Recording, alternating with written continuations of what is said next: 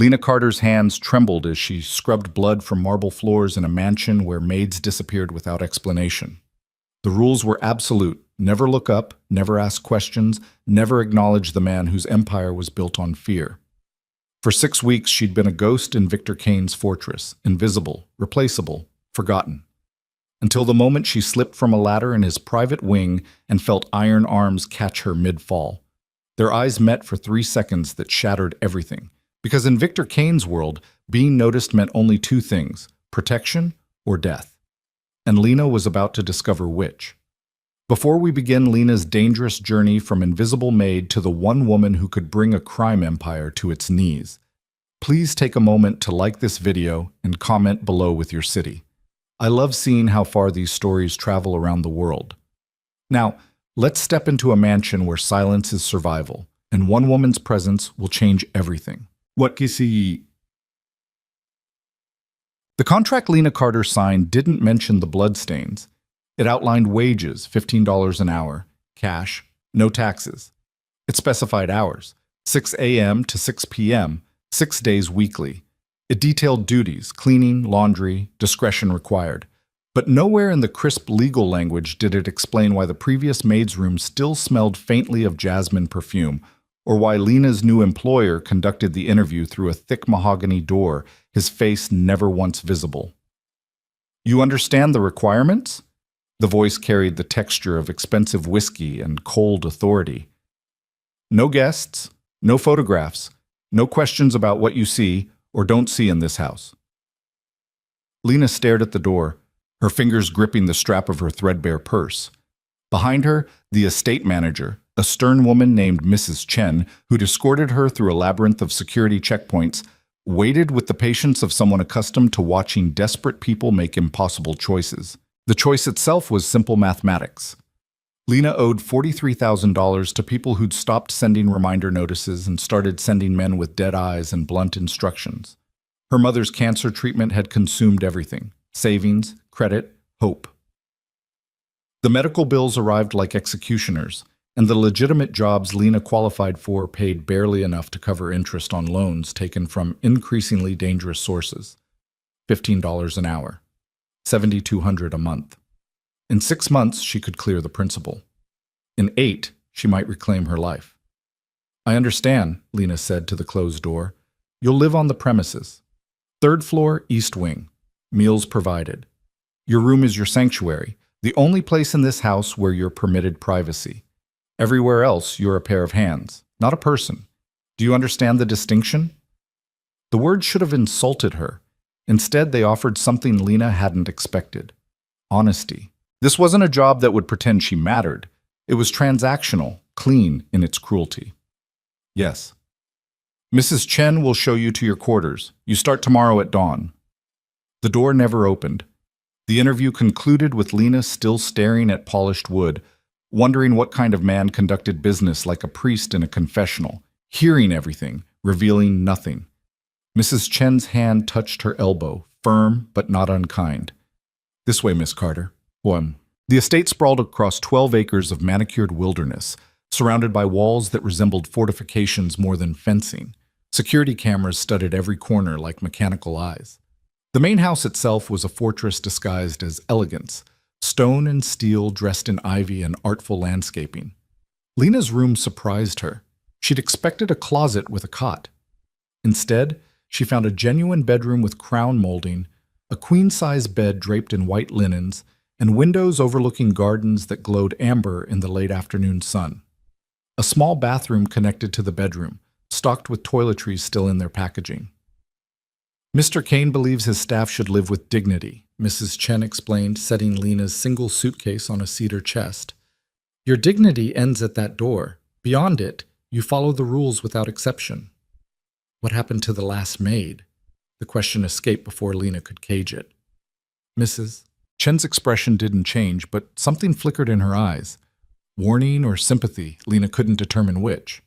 She asked too many questions. Don't make the same mistake. That night, Lena lay in sheets that smelled of lavender and tried to convince herself she'd made the right choice. Through the walls, she heard nothing. No voices, no footsteps, no evidence of life beyond her room. The silence pressed against her ears like water pressure, deep and absolute. She thought about her mother's grave, 3 months cold. She thought about the men who'd visited her apartment, their politeness more terrifying than threats. She thought about the moment she'd realized that legitimate society had built walls around people like her, walls disguised as credit scores and employment gaps and addresses in the wrong zip codes. Victor Kane's mansion had literal walls. But at least here, the terms were explicit. Lena closed her eyes and tried to sleep. Dawn arrived with Mrs. Chen's knock at 5:45 a.m. Uniform in the closet. Breakfast in the staff kitchen at 5:50. Work begins at 6 sharp. The uniform was simple. Black dress, white apron, comfortable shoes. Lena dressed quickly, braided her dark hair into submission, and descended to the staff kitchen where 2 other employees waited in silence. A groundskeeper named Marcus, built like a retired linebacker, nodded once. A cook named Yuki, compact and efficient, slid a plate of eggs toward Lena without comment. They ate without conversation. The message was clear. This wasn't a workplace that encouraged camaraderie. At 6 a.m. precisely, Mrs. Chen distributed assignments from a leather-bound ledger. Marcus, North Perimeter and Garage Detail. Yuki, meal preparation as scheduled. Miss Carter, second floor, library, sitting rooms, and guest suites. You'll find supply carts outside each section. Lena memorized the instructions and climbed the service stairs to the second floor. The house revealed itself in pieces, rooms furnished with the kind of casual wealth that signaled old money or successful crime. Original artwork lined hallways, rugs that probably cost more than Lena's mother's entire medical debt cushioned her footsteps. Everything gleamed with the maintenance of people paid to keep beauty perfect. The library stopped her breath. Floor-to-ceiling shelves climbed toward a frescoed ceiling, filled with leather-bound volumes arranged by some system Lena couldn't decipher. A mahogany desk commanded the room's center, its surface empty except for a single lamp with a green glass shade. Lena began dusting, her movements careful and methodical. She'd cleaned houses before, during college, before her mother's diagnosis had detonated her life. The work came back to her easily, the rhythm of it, the meditative quality of making chaos into order. She was polishing the desk's surface when she noticed the photograph. It sat face down in the desk's shallow drawer, partially visible where the drawer hadn't quite closed. Lena's hand hovered over it. The rules echoed in her memory, no curiosity. But her fingers had already grasped the frame's edge, already turned it over. The photograph showed a young boy, maybe 8 years old, standing between 2 adults who must have been his parents. The boy's smile was genuine, unguarded, nothing like the cold authority of the voice behind the mahogany door. But his eyes were unmistakable. Even in childhood, they carried intensity that seemed to look through the camera rather than at it. Admiring the decor, Lena's heart detonated. She spun, the photograph clattering to the desktop. A man stood in the library's entrance, tall, broad-shouldered, wearing a charcoal suit that looked hand-tailored. Dark hair swept back from a face carved from sharp angles and hard experience. But it was his eyes that paralyzed her. Gray as winter storms, they assessed Lena with the same intensity the child in the photograph had possessed. Victor Kane had to be. I'm sorry, Mr. Kane, I was just... Lena's words tangled in her throat. He moved into the room with the fluid confidence of a predator in familiar territory. Each step was deliberate, controlled.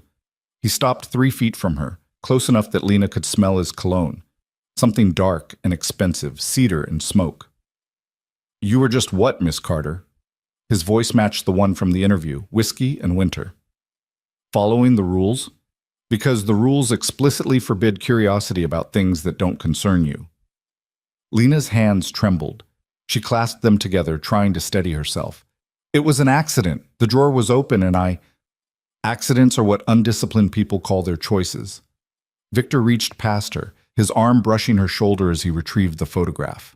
He studied it for a moment, his expression unreadable. My parents. Dead 26 years. Car accident, or so the police report claimed. The information felt like a test. Lena didn't know what response he expected, so she gave him truth. I'm sorry for your loss. Victor's gaze shifted from the photograph to her face. He studied her with the intensity of someone reading a contract's fine print, searching for loopholes and liabilities. Sorry, such an inadequate word, isn't it? We use it for everything from genuine tragedy to minor inconvenience. It becomes meaningless through overuse. Yes, sir. Lena didn't know what else to say. You're different from the last one. Victor set the photograph face down in the drawer and closed it with deliberate care. She was curious too, but she tried to hide it. You're either more honest or more foolish. I haven't decided which. I'll follow the rules, Mr. Kane. It won't happen again. Won't it? Something that might have been amusement flickered across his features. People always say that. They genuinely believe they can cage their nature through willpower alone. But curiosity is like hunger. You can ignore it, but it never truly disappears. He moved toward the library's door, then paused. Mrs. Chen mentioned you have debts, dangerous ones. Lena's blood chilled. That's not relevant to my work here. Everything is relevant when you live under my roof. Victor turned back, his gray eyes pinning her in place. The men you borrowed from, they work for someone who works for someone who occasionally does business with me. Your debt was purchased last night. You now owe me $43,000 instead of them. The room tilted. Lena gripped the desk's edge, her knuckles whitening. What? Don't look so terrified. The terms are better. No interest, no violence. You work, you receive wages, 30% of which will be automatically deducted for debt repayment. In roughly 18 months, you'll be free. Lena's mind reeled. Why would you do that? Because men who threaten to kill people over debt are inefficient. Dead debtors can't repay what they owe. This way, I secure a motivated employee, and you sleep without wondering if tonight is when they'll make good on their threats. Victor's expression remained neutral, as if he'd just discussed weather rather than her life. Call it pragmatism. I didn't ask you to. No, you didn't, which is why it's not a favor. It's a business transaction. He moved to leave again, then added without turning. Finish the library. And Miss Carter, the next time you're curious about something in this house, ask yourself if the answer is worth your life. Usually it isn't. His footsteps echoed down the hallway, leaving Lena alone with her racing heart and the sudden, terrifying understanding that she'd become something more complicated than an employee. She'd become an investment. The days that followed established a rhythm that felt like breathing underwater, necessary but never quite natural. Lena woke before dawn, dressed in her uniform, consumed breakfast in silence with Marcus and Yuki. Mrs. Chen distributed assignments with the precision of a general deploying troops. Lena cleaned rooms that seemed to exist in states of perpetual perfection, erasing the minimal evidence that humans occupied these spaces. She learned the house's geography, the public rooms on the first floor where Victor occasionally entertained guests Lena never saw directly, the private quarters on the third floor that remained off-limits, the second floor's transitional spaces where Lena spent most of her time. She learned to move like a ghost. When she heard footsteps, she melted into alcoves or service corridors. When voices approached, she became stillness itself. The house operated on the principle that staff should be functionally invisible, present enough to maintain order, absent enough to preserve the illusion that wealth maintained itself. Victor Kane himself appeared randomly, unexpectedly, like a storm system that followed no predictable pattern. Lena would be polishing silver in the dining room and suddenly sense his presence, a shift in air pressure, a subtle change in the quality of silence. She'd look up to find him watching her from the doorway, his gray eyes evaluating something she couldn't name. He never spoke during these moments. He simply watched, then departed as silently as he'd arrived. He's testing you, Yuki said one morning, breaking her usual silence as they prepared for the day. The cook's accent carried the musical quality of her Japanese heritage. Seeing if you'll panic, seeing if you'll run. Testing me for what? Lena asked. Yuki's expression was knowing, to see if you're strong enough to stay invisible. Most people can't handle being seen and ignored simultaneously. It breaks something in them. Lena thought about that as she worked. Being invisible should have been easy. She'd spent her entire adult life feeling unseen by systems and institutions that processed people like data rather than human beings. But Victor's attention was different. When he looked at her, she felt hyper-visible, as if he could see through her skin to the architecture of her thoughts. It was violation and validation simultaneously. 3 weeks into her employment, Lena was cleaning one of the second-floor sitting rooms when she heard shouting from somewhere below. Male voices raised in anger, one she recognized as Victor's, the other unfamiliar. The rules said to ignore what didn't concern her. Lena tried. She focused on dusting the mantelpiece, on polishing the mirror above it. But the voices escalated, and then something shattered, glass meeting stone with explosive finality. "You're making a mistake, Victor." The unfamiliar voice carried the sharp edges of desperation. "Roman won't forget this. He won't. Roman forgets I own 70% of his distribution network." Victor's voice was cold enough to frost windows.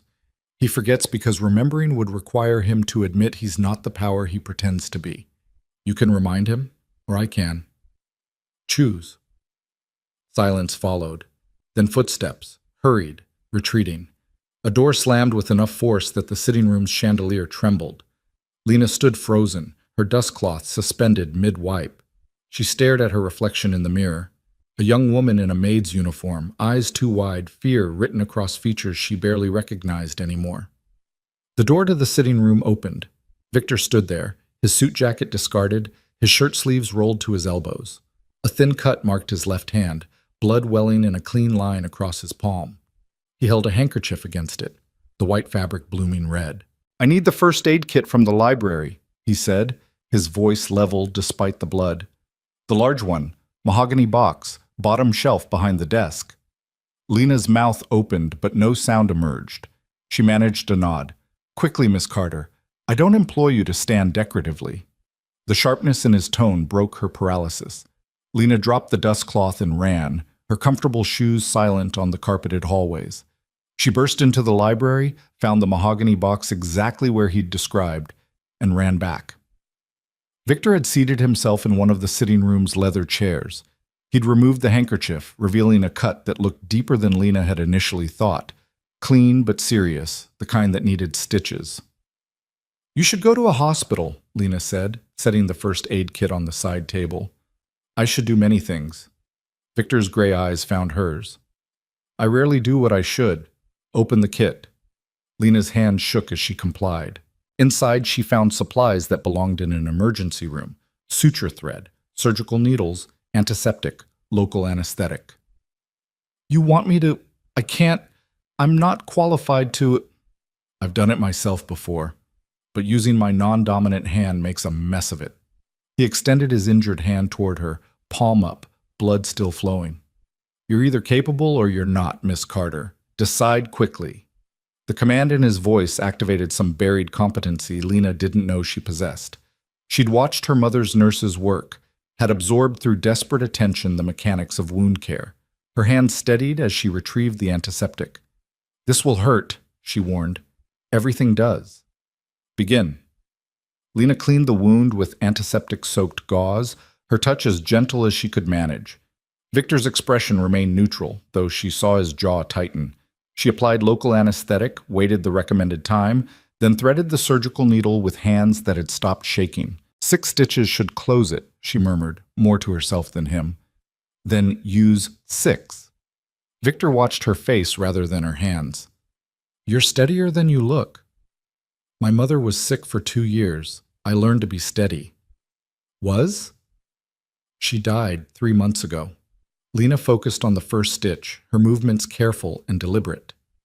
"Cancer. We fought it until fighting became cruelty. I'm sorry for your loss." The words, her own words from the library, returned to her now, made Lena look up. Victor's expression hadn't changed, but something in his eyes suggested he understood the inadequacy of the phrase while still meaning it. "Thank you," Lena said quietly, returning to her work. They didn't speak as she completed the remaining stitches. Lena worked with concentration that pushed everything else aside. The shouting she'd heard, the blood, the strange intimacy of touching Victor Kane's skin. When she tied off the final stitch and applied a clean bandage, her hands were rock steady. "Where did you learn medical technique?" Victor asked. "I didn't. I just watched people who knew what they were doing and tried to remember." Lena began cleaning up the supplies, disposing of bloodied gauze in the kit's designated compartment. "You really should see a real doctor. Infection risk? nerve damage. I appreciate your concern, Miss Carter, but I have doctors who make house calls and sign whatever paperwork I require. This, he flexed his bandaged hand, testing the stitches, is sufficient for now. Lena closed the first aid kit. What happened? The question violated every rule she'd been given. But sitting here with Victor's blood still wet on her fingers, pretending she hadn't heard the confrontation felt absurd. Victor's laugh was dark and brief. Curiosity again. You really can't help yourself, can you? You're right. I'm sorry. I shouldn't have. A business associate forgot the boundaries of our relationship. I reminded him with a champagne flute. Victor stood, rolling his sleeves down over the bandage. He left bleeding and enlightened. I consider that a successful negotiation. Is that what you call it? Negotiation? What would you call it? He moved closer until Lena had to tilt her head back to maintain eye contact. Conflict resolution? Asset protection? The semantics of violence are endlessly debatable, Miss Carter, but the results speak clearly. Lena's heart hammered against her ribs. She should step back, restore the proper distance between employer and employee. But her feet seemed rooted to the carpet, her body refusing the wisdom her mind offered. You're not afraid of me, Victor observed. Why? The question surprised her into honesty. Because you bought my debt instead of collecting it. Because you could have fired me for touching that photograph, but you didn't. Because, she hesitated, then finished, because I think you're scarier when you're quiet than when you're bleeding. Victor's expression shifted, not quite a smile, but something warmer than his usual neutrality. Perceptive. Most people mistake volume for danger. They never see the real threats coming. He reached past her to retrieve his suit jacket from the chair's arm. The movement brought him close enough that Lena could feel the heat radiating from his body, could see the faint scar along his jawline that makeup or beard might usually hide. Return to your duties, Miss Carter. He shrugged into the jacket with practiced ease despite the injured hand. And the next time you hear something you shouldn't, remember that ignorance is a form of protection. Knowing too much in my world is how invisible people become permanently absent. He left the sitting room without looking back. Lena stood alone, surrounded by the aftermath of unexpected intimacy. Bloody gauze, scattered medical supplies, the lingering scent of antiseptic and expensive cologne. Her hands trembled now, adrenaline finally catching up with her. She'd just stitched a wound for a crime boss who'd bought her debt and warned her about dangers she couldn't fully comprehend. She'd violated rules and survived. She'd been seen, truly seen, by a man who existed in shadows. And the most terrifying part was the small, shameful corner of her mind that had enjoyed his proximity, his attention, the feeling of being essential rather than invisible. Lena cleaned up the medical supplies with shaking hands and tried to convince herself that what she felt was just adrenaline. She almost believed it. The library became Lena's assignment by unspoken arrangement. Mrs. Chen never explicitly changed her duties, but somehow Lena found herself dispatched there daily, maintaining a room that required minimal maintenance. She began to understand it was a message. Victor wanted her there. The why remained unclear, but Lena had learned that questioning his decisions led nowhere productive. She used the time to read. The library's collection was vast and eclectic, philosophy beside pulp fiction, military history adjacent to poetry. Lena would dust for 20 minutes, then allow herself an hour with whatever volume caught her attention, always returning it precisely to its original position. One afternoon, she pulled down a collection of Marcus Aurelius's Meditations and found marginalia in the columns, notes in sharp, angular handwriting that had to be Victor's. Next to a passage about accepting what cannot be changed, someone had written, "Acceptance is surrender wearing philosophy's mask." Lena traced the words with her finger, trying to imagine Victor Kane, a man who'd built an empire on control, wrestling with Stoic philosophy about releasing control. The contradiction fascinated her. "Do you agree with him?" Victor's voice came from the doorway. Lena jumped, nearly dropping the book. "I didn't hear you come in." "I know, you were too absorbed in reading my thoughts." He moved into the library, hands in his pockets, his bandaged hand barely visible beneath his suit sleeve. "So? Do you think acceptance is surrender?" Lena looked at the marginalia, then at Victor. "I think sometimes they're the same thing, and sometimes surrendering is the only way to survive." Spoken like someone who's had to surrender often. "Haven't you?" Lena surprised herself with the boldness of the question. Victor's smile was slight, almost invisible. Never. Which is why I wrote that note, to remind myself that my philosophy might be flawed. He gestured to the book. Marcus Aurelius was an emperor who understood power's limitations. I'm just a criminal who refuses to accept mine. You're more than that. The words escaped before Lena could cage them. Am I? Tell me, Miss Carter, what do you see when you look at me? The question felt like walking onto ice that might crack with any wrong move. Lena met his gaze and chose truth over safety. I see someone who built walls so high he forgot what it's like to exist without them. Silence filled the library. Victor's expression was unreadable, his gray eyes searching hers for something Lena couldn't identify. You should be more careful with your observations, he said finally. Accuracy can be dangerous. You asked. I did. He moved to the window, staring out at the manicured gardens below. Your 18-month contract, how much have you paid down? The shift in topic gave Lena whiplash. About $4,000. Why? Because I'm considering a modification to our arrangement. Victor turned from the window, his attention fully on her. I have a function to attend next week. Political donors, business associates, the sort of people who expect a certain presentation. I need someone to accompany me. Lena's heart stuttered. You want me to be your date?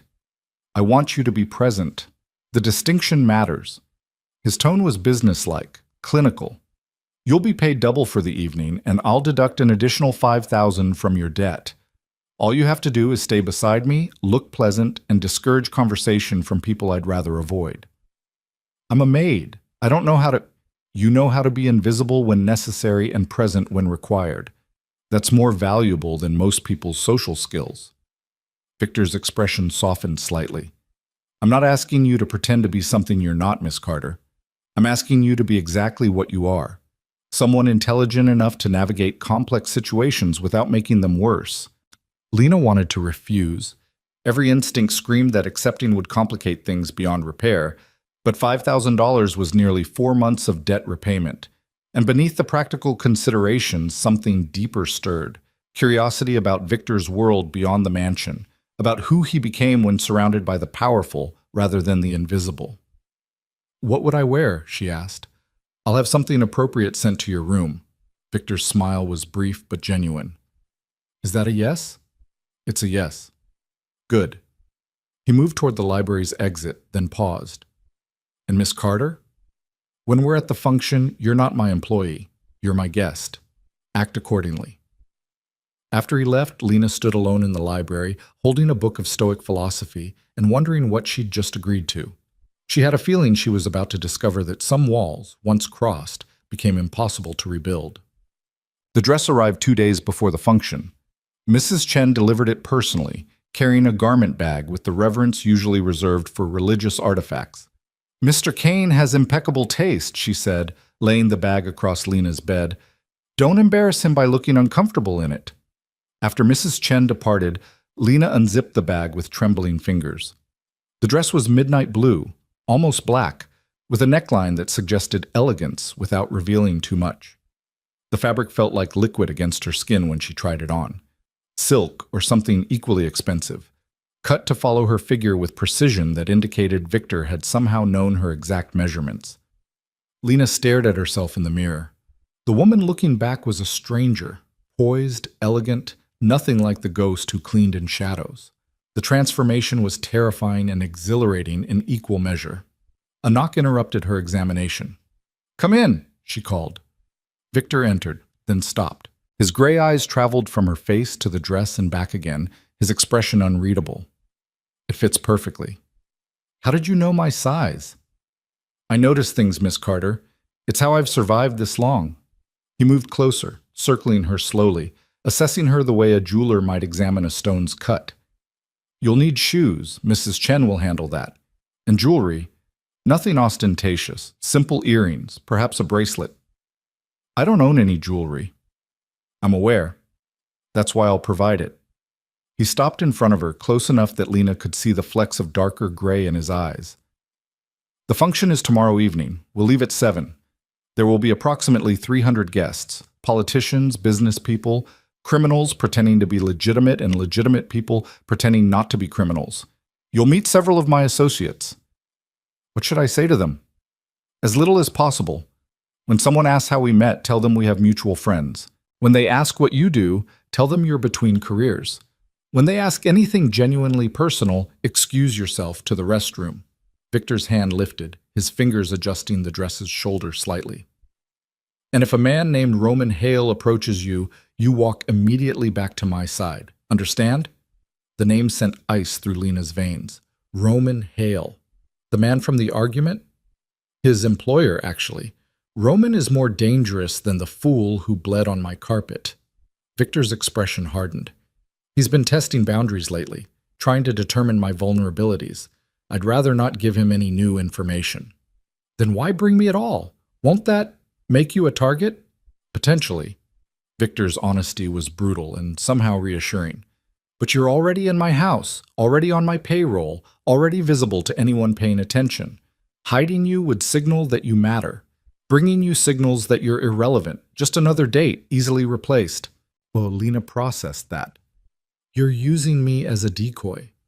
I'm using you as exactly what you appear to be, someone I find interesting enough to bring to a tedious event. His fingers fell away from her shoulder. The fact that your presence might confuse my enemies is simply good strategy. And if they're not confused, if they think I actually matter to you, Victor's smile was dark. Then they'll have made an incorrect assumption. And incorrect assumptions are how empires fall, Miss Carter. I've built mine by ensuring my enemies always miscalculate. He moved to leave, then turned back one final time. Get some rest. Tomorrow will be exhausting, even for invisible people pretending to be seen. After he left, Lena stood in front of the mirror, wearing a dress worth more than 3 months of her salary, and tried to convince herself she was just a decoy. But she'd seen the way Victor looked at her. And she knew that men who claimed women were irrelevant didn't buy them dresses that fit like second skins or warn them about specific enemies by name. Lena was becoming something more dangerous than a maid in Victor Kane's fortress. She was becoming someone he noticed. And in a world built on invisibility and violence, being noticed by Victor Kane meant the rules had already changed. She just didn't know yet if that change would save her or destroy her. The limousine arrived at 7 p.m. precisely, black and gleaming like a predator's skin. Lena watched from her bedroom window as it rolled through the estate's gates, her reflection ghostly in the glass. The midnight blue dress hugged her body with uncomfortable intimacy, and the diamond earrings Victor had sent via Mrs. Chen felt heavy as secrets against her neck. She'd spent the afternoon trying to prepare herself, rehearsing polite deflections, practicing walking in heels that cost more than her mother's funeral, breathing through the panic that kept rising in her chest like floodwater. None of it helped. She was still just Lena Carter, daughter of a dead woman and debtor to a man who bought people the way others bought furniture. A knock on her door made her jump. "It's time, Miss Carter." Mrs. Chen's voice carried its usual efficiency, but when Lena opened the door, the older woman's expression softened almost imperceptibly. "You look beautiful. Don't let anyone make you forget that." The unexpected kindness nearly broke Lena's composure. "Thank you. And remember, you belong there as much as any of them.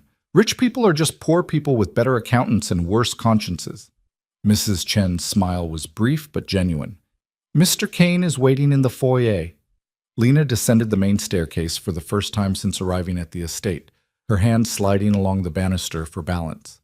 The heels made each step precarious, but she forced herself to move with something resembling confidence. Victor stood at the bottom, checking his watch with the casual impatience of someone accustomed to punctuality. He wore a tuxedo that looked hand-tailored, his dark hair swept back, his gray eyes sharp as glass. When he looked up and saw her, something flickered across his features. Surprise, maybe, or appreciation. It vanished too quickly for Lena to identify. "You're ready." Not a question, an observation. "As I'll ever be." Lena reached the bottom step, and Victor extended his hand.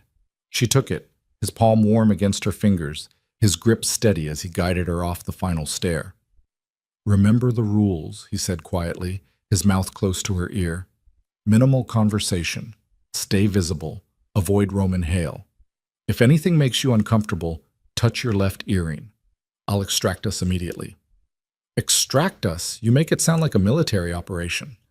Social functions among criminals are exactly that, tactical exercises disguised as parties. Victor's hand settled at the small of her back, guiding her toward the door. The only difference is that the weapons are words instead of bullets. Usually. The limousine's interior smelled like leather and expensive cologne. Lena slid across the seat, hyper-aware of Victor's proximity as he settled beside her. The privacy screen was up, isolating them from the driver, creating an intimacy that made Lena's pulse accelerate. "Nervous?" Victor asked. "Terrified." "Good. Fear keeps people sharp. Overconfidence is how mistakes happen." He retrieved a crystal decanter from the console, pouring amber liquid into 2 glasses. "Whiskey. It'll steady your nerves without impairing your judgment." Lena accepted the glass, their fingers brushing in the exchange. The whiskey burned pleasantly down her throat, warmth spreading through her chest. "I've never been to anything like this before." "Neither had I, once. My first function, I was 19, still rough around the edges, still angry at everything." Victor's gaze turned distant, focused on memories rather than the present. "I watched men in expensive suits discuss art and politics while running empires built on suffering. I realized that night that power doesn't change people. It just reveals what they were always willing to do." "What were you willing to do?" Victor's attention snapped back to her, his gray eyes studying her face with unsettling intensity. "Everything. Anything. Whatever was necessary to ensure I'd never be powerless again." He took a slow sip of whiskey. "Does that frighten you?" "Yes." Lena met his gaze without flinching. "But probably not in the way you expect." "Then how?" "It frightens me because I understand it." The confession escaped before Lena could stop it. "When my mother was dying, when the bills kept coming and the treatment stopped working, I would have done anything for more time. Stolen, lied, worse. The only thing that stopped me was knowing she'd be disappointed." Victor's expression shifted. Not quite sympathy, but recognition. Powerlessness is a cage that feels like safety until you realize the bars are made of other people's choices. Once you see that, you can never unsee it. "Is that why you built all this? The estate, the empire, all of it's just bigger bars?" "Perceptive." Victor finished his whiskey, setting the empty glass aside. "The difference is that I control the cage now. I decide who enters, who leaves, who gets hurt. That's not freedom, Miss Carter. But it's close enough." The limousine slowed, turning into a circular drive lined with expensive cars and security personnel. Through the tinted windows, Lena saw a mansion that made Victor's estate look modest. White columns, sprawling wings, lights blazing from every window. "We're here." Victor's hand found hers, his fingers lacing through her own. "From this moment forward, you're not my employee. You're someone I chose to bring. Act like you belong and everyone will assume you do. And if they don't, then I'll remind them why assuming things about me is dangerous." He squeezed her hand once, then released it. "Ready?" Lena took a breath that felt like swallowing glass. "No, but let's go anyway." The door opened and Victor stepped out first, then turned to offer his hand. Lena took it, emerging into a world of flashbulbs and murmured conversations. Security personnel lined the drive, their eyes hidden behind dark glasses despite the evening darkness.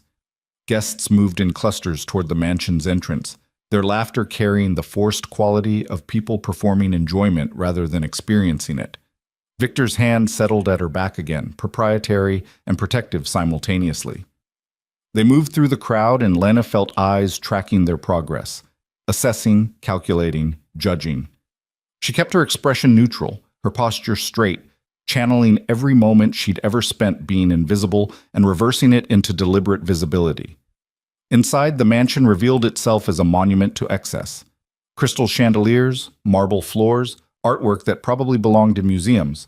Waiters circulated with champagne and hors d'oeuvres. A string quartet played something classical in the corner, nearly drowned out by conversation. Victor Kane. A man materialized beside them, silver-haired, distinguished, with the smile of a shark who'd learned to imitate humans. "I heard rumors you'd actually attend this year. Usually you send regrets." "Daniel," Victor's tone was polite but cool. I decided recent events warranted a personal appearance. Daniel's gaze shifted to Lena, his assessment frank and invasive. And who is this lovely creature? Lena Carter. Victor's hand tightened slightly at her back. Lena, this is Daniel Frost. He owns half the construction permits in the city and most of the inspectors who issue them. Charming as always, Victor. Daniel extended his hand to Lena. Miss Carter, a pleasure. How did you and our reclusive friend meet? Lena shook his hand, remembering Victor's instructions. Mutual friends, small world, smaller circles. Indeed. Daniel's eyes narrowed slightly, searching for additional information. When Lena offered nothing more, he smiled. Well, I hope you enjoy the evening. Victor, we should speak later about the waterfront development. There are complications. There always are. I'll find you. Victor guided Lena away before Daniel could probe further. Once they were out of earshot, he murmured, Well done. Vague enough to be uninformative, specific enough to sound legitimate. He didn't believe me. He's not supposed to. He's supposed to wonder. Wondering keeps him distracted. Victor snagged 2 champagne flutes from a passing waiter, handing one to Lena. The goal tonight isn't to convince anyone of anything, it's to make them uncertain about what they think they know. They moved through the crowd, and Victor introduced Lena to a parade of people whose names blurred together, politicians with practiced handshakes, businessmen with calculating eyes, women who smiled with their mouths while their eyes measured Lena for weaknesses. Each interaction followed the same pattern: polite greeting, minimal information, strategic retreat. Lena began to understand the function wasn't about celebration or networking. It was reconnaissance disguised as socialization. Everyone was gathering intelligence, testing alliances, identifying vulnerabilities. You're doing well, Victor said during a brief moment of privacy near the mansion's expansive windows. Better than expected, actually. You expected me to fall apart? I expected you to be overwhelmed. There's a difference. He studied her face, something like approval in his expression. You adapt quickly. That's rare. I've had practice. My mother's illness taught me that survival means adjusting to circumstances faster than circumstances can destroy you. Lena sipped her champagne, the bubbles sharp on her tongue. Is this what your life is always like? Performing for people you don't trust? Every moment of every day. Victor's gaze swept the room, cataloging threats and opportunities with practiced efficiency. The only variable is whether the performance happens in tuxedos or behind closed doors with weapons visible. That sounds exhausting. It is, but exhaustion is preferable to complacency. Complacent people die young in my world. A shift in the crowd's energy made Victor tense. Lena felt it too, a change in air pressure, like weather turning. Conversations quieted slightly, and people moved with subtle choreography that suggested someone important had arrived. Victor's jaw tightened. Roman Hale, 3 o'clock, near the terrace entrance. Lena followed his gaze and saw him, tall, lean, with dark hair and features that would have been handsome if not for the coldness in his eyes. He moved through the crowd like a knife through silk, people parting unconsciously to accommodate him. Unlike Victor, whose power felt controlled and deliberate, Roman radiated something more volatile, dangerous in the way of fire rather than ice. Should we leave? Lena asked quietly. No. Leaving would signal concern. We stay, we're visible, we demonstrate indifference. Victor's hand moved to her waist, pulling her slightly closer. He'll approach eventually. When he does, let me handle the conversation. You're window dressing, remember? The word should have stung. Instead, Lena felt relieved. Being invisible suddenly seemed safer than whatever game was about to unfold. Roman's path through the room was deliberate. He stopped to greet people, shook hands, laughed at jokes Lena couldn't hear. But his trajectory was clear. He was coming toward them with the inevitability of gravity. Victor. Roman's voice was smooth, cultured, completely at odds with the violence Victor had described. What a surprise to see you here. I thought you preferred your fortress to actual civilization. Roman. Victor's tone matched his, polite, empty, dangerous. Still compensating for insecurity with aggressive networking, I see. Roman's smile didn't reach his eyes. And still hiding behind walls and wondering why the world moves on without you. His gaze shifted to Lena, and she felt physically assessed. Though I see you've acquired some new decoration. How refreshing. Lena Carter, Victor said before Lena could respond. Lena, Roman Hale. He owns several legitimate businesses and substantially more illegitimate ones. The ratio shifts depending on who's investigating him. Charming introduction. As always, Roman extended his hand to Lena. Miss Carter, a pleasure. Tell me, how does one become associated with Victor Kane? He's notoriously selective about his company. Lena shook his hand briefly, her skin crawling at the contact. We have mutual interests. How delightfully vague. Roman's fingers lingered a moment too long before releasing her hand. You'll have to forgive Victor's tendency towards secrecy. He mistakes isolation for strength. It's a common confusion among people who've been hurt. Victor's expression didn't change, but Lena felt the tension radiating from his body. And you mistake aggression for confidence, Roman. It's a common confusion among people who know they're irrelevant but refuse to accept it. The air between them crystallized into something sharp enough to draw blood. Around them, conversations continued, but Lena sensed people paying attention peripherally, monitoring the confrontation without appearing to. Roman's smile widened. Irrelevant. That's an interesting assessment from someone whose distribution network I could cripple with 3 phone calls. You could try. The resulting casualties would be instructive, though probably not for you. Victor's hand moved slightly on Lena's waist, not quite possessive, but definitely territorial. Was there something you wanted, Roman? Or are you just demonstrating that you still haven't learned the difference between confidence and suicide? I wanted to see what bait you'd use this time. Roman's eyes locked on Lena, and she felt stripped naked by his assessment. Pretty. Younger than your usual type. Nervous, but hiding it well. Tell me, Miss Carter, does Victor warn his disposable companions what happens when they stop being useful? Or does he prefer surprise? Lena's fear evaporated, replaced by anger. Does anyone warn you what happens when you assume women are too stupid to understand the games men play? Or do you prefer learning through restraining orders? Roman blinked, surprised. Beside her, Lena felt Victor's silent laugh more than heard it.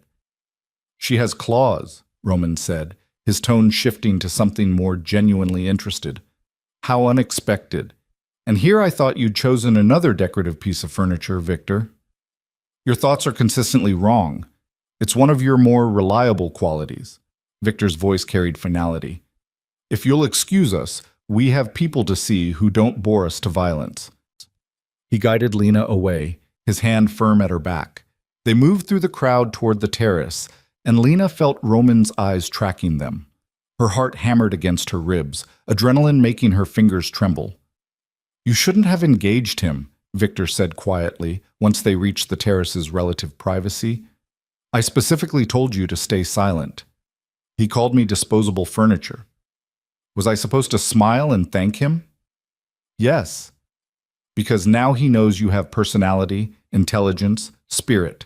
All the things that make you memorable instead of forgettable.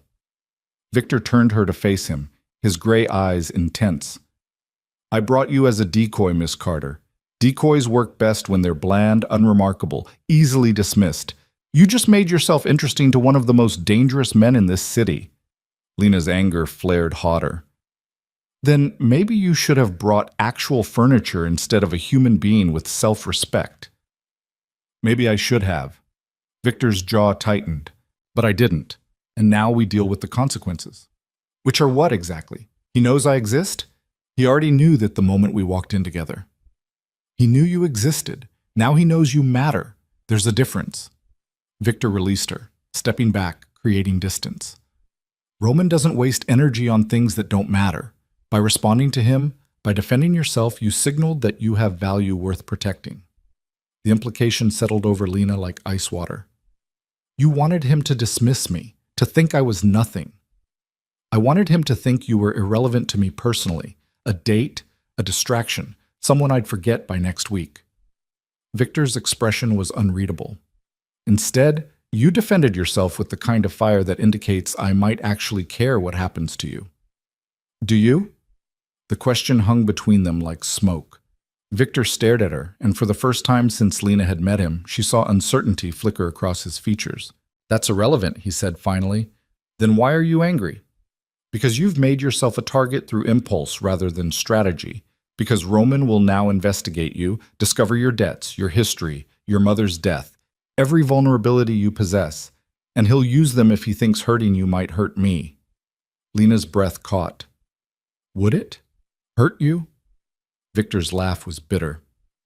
"You really don't understand the game, do you? It doesn't matter if it would actually hurt me. What matters is whether Roman believes it would. Belief shapes action, and action gets people killed."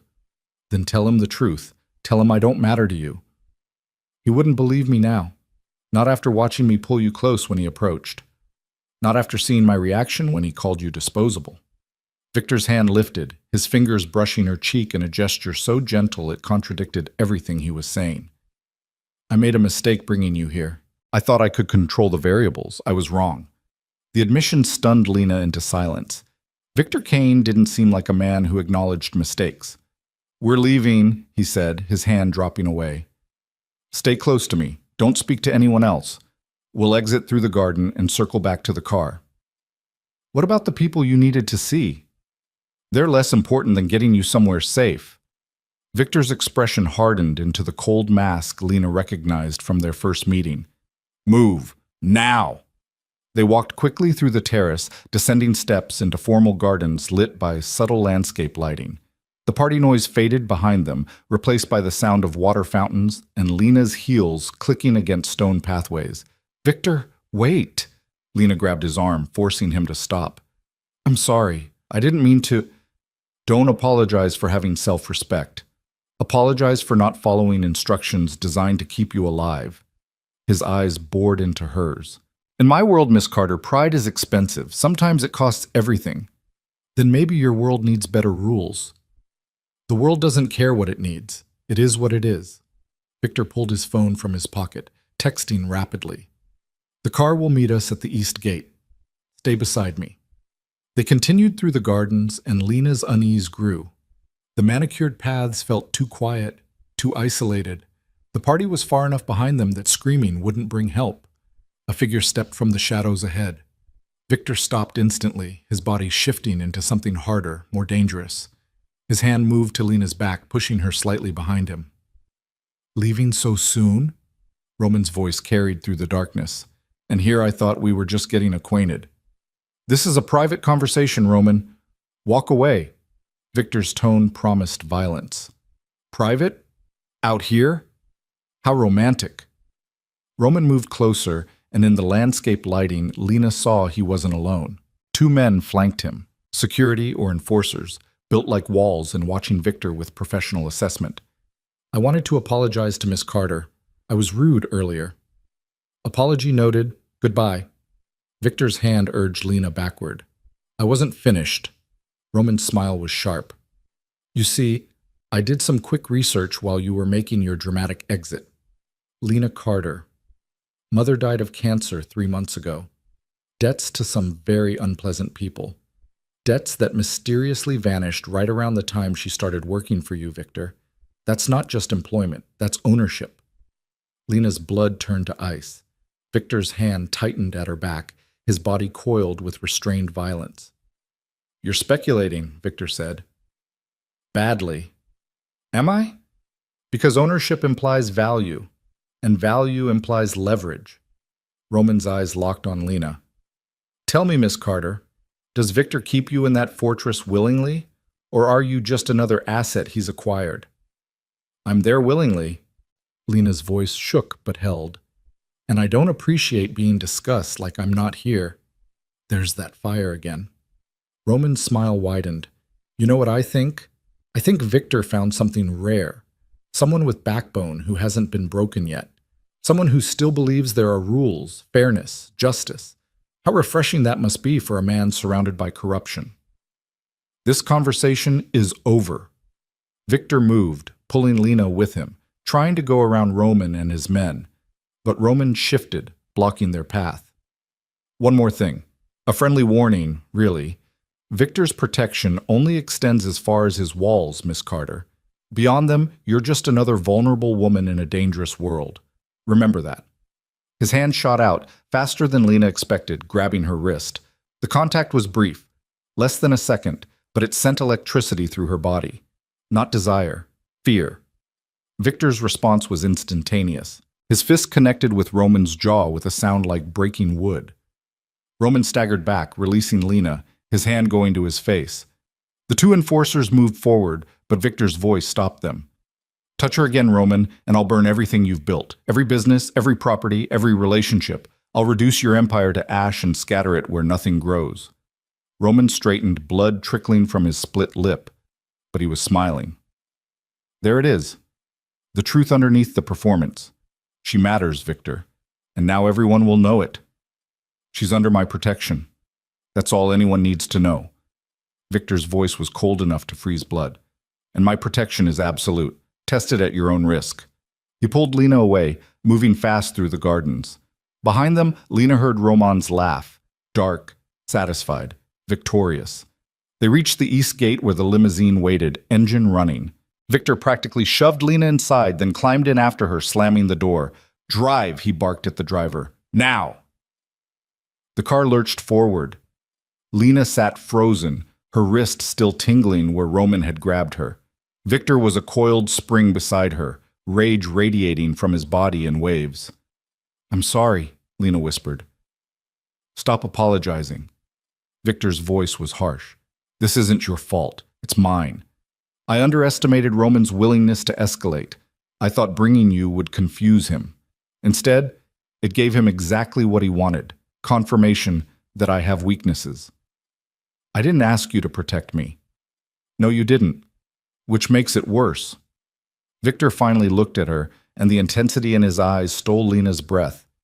You should have stayed invisible, Miss Carter, hidden in the mansion, cleaning in shadows, safe behind my walls. But you couldn't help being seen, and now neither of us can pretend you don't matter.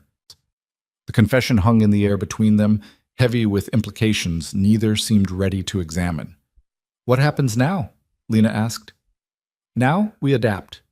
Roman will make moves, probe for weaknesses, try to use you as leverage. I'll counter, protect, ensure he understands the cost of threatening what's mine. Victor's jaw tightened. And you'll stay inside the estate until this resolves. No more outings, no more risks. You're making me a prisoner. I'm keeping you alive. His hand found hers, lacing their fingers together. There's a difference. They rode in silence the rest of the way, hands intertwined. Two people caught in a game neither had wanted to play, but both were now committed to finishing. When they reached the estate, Victor walked Lena to her room personally. At her door, he paused. Lock this. Don't open it for anyone except Mrs. Chen or me. His thumb traced circles on the back of her hand. Roman will try to get to you. Phone calls, messages, maybe worse. Ignore everything. Trust nothing that doesn't come directly from me. Victor, I know, you're scared. You should be. His free hand lifted to her face, cupping her cheek. But I've never lost an asset I was determined to protect, and I'm very determined about you. Is that what I am? An asset? His smile was sad. I wish that's all you were. It would make this simpler. He released her hand and walked away, leaving Lena standing in her doorway with the lingering warmth of his touch on her skin and the terrifying understanding that everything had changed. She locked the door as instructed and leaned against it, her heart racing. Through the window, she could see the estate's walls, the security cameras, the guards Victor employed to keep the world at bay. For the first time since arriving, the walls didn't feel like protection. They felt like a cage. And Lena wasn't sure anymore whether she was being kept safe or simply kept. Sleep refused to come that night. Lena lay in bed watching shadows crawl across her ceiling, her mind replaying Roman's touch on her wrist, the cold calculation in his eyes, Victor's explosive violence when he'd struck him. The memory of Victor's hand on her face lingered like a brand, his words echoing in the darkness. I wish that's all you were. It would make this simpler. What did that mean? What was she becoming to him beyond an asset, beyond a maid whose debt he'd purchased? Dawn arrived with the usual knock from Mrs. Chen, but the older woman's expression was troubled when Lena opened the door. Mr. Kane wants to see you in his office immediately. Mrs. Chen's voice was quieter than usual. And Miss Carter? Whatever happened last night has the entire house on edge. Security has doubled. The staff has been instructed to report any unusual activity. Be careful. Lena dressed quickly, her hands trembling as she buttoned her uniform. Victor's office was in the mansion's west wing, a part of the house she'd never entered. The territory felt forbidden, heavy with the weight of decisions made and orders given. A guard she didn't recognize stood outside the office door. He assessed Lena with professional detachment before knocking twice. "Miss Carter, sir." "Send her in." Victor's voice carried through the heavy wood. The office was exactly what Lena expected. Dark wood paneling, floor-to-ceiling bookshelves, a massive desk that commanded the room like a throne. But what surprised her were the monitors covering one wall, displaying security feeds from across the estate and beyond. She recognized the mansion's grounds, but other screens showed city streets, building entrances, locations she couldn't identify. Victor stood at the windows, his back to her, staring out at the estate's gardens. He'd discarded his suit jacket, his shirt sleeves rolled up, revealing forearms corded with lean muscle. The morning light outlined him in gold, but his posture radiated tension. "Lock the door," he said, without turning. Lena complied, the click of the lock impossibly loud in the quiet office. "You wanted to see me?" "Roman made his move 3 hours ago." Victor turned and Lena saw exhaustion etched into his features. He looked like he hadn't slept at all. "He sent flowers to your room with a note. Mrs. Chen intercepted them before they reached you." Ice flooded Lena's veins. "What did the note say?" Victor moved to his desk, retrieving a small card. He held it out to her, his jaw tight. "Read it yourself." Lena took the card with shaking fingers. The handwriting was elegant, almost artistic. "Dear Miss Carter, I apologize for any distress our meeting may have caused. A woman of your obvious intelligence deserves better than imprisonment disguised as protection. If you ever wish to discuss your options freely, I'm available. The cage may be gilded, but it's still a cage. Warmest regards, Roman Hale."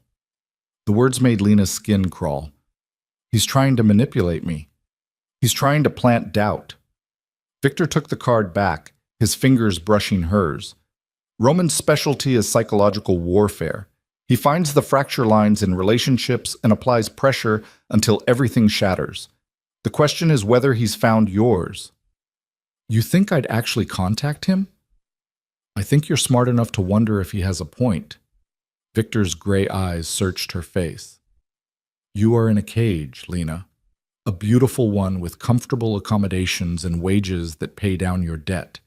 But you can't leave, can't make your own choices, can't exist beyond these walls without my permission. Roman is betting that eventually you'll resent that enough to listen to alternatives." The use of her first name, not Miss Carter, sent electricity through her. "And if I do resent it? Then you'd be justified. I bought your debt, confined you to my property, and dragged you into a war you didn't choose." Victor moved closer, close enough that Lena could smell cedar and smoke on his skin. "But resenting your cage and trusting the man trying to steal you from it are different things.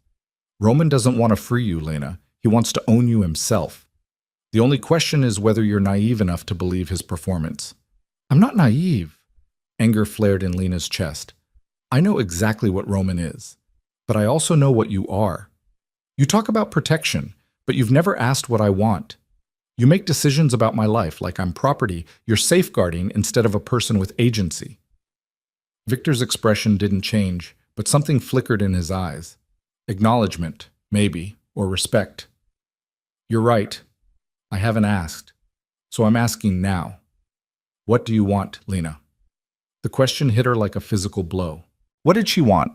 For months, survival had been her only goal, keeping her mother alive, paying debts, existing from one crisis to the next.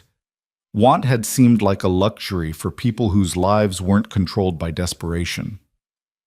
"I want to stop being afraid," Lena said finally. "I want to make choices that matter. I want to exist as something more than a transaction between powerful men who see me as leverage." "Then you want things I can't give you." Victor's voice was quiet, almost gentle. "Because the moment you stopped being invisible, you became leverage whether I wanted that or not. Roman will use you to hurt me. Others will follow his example.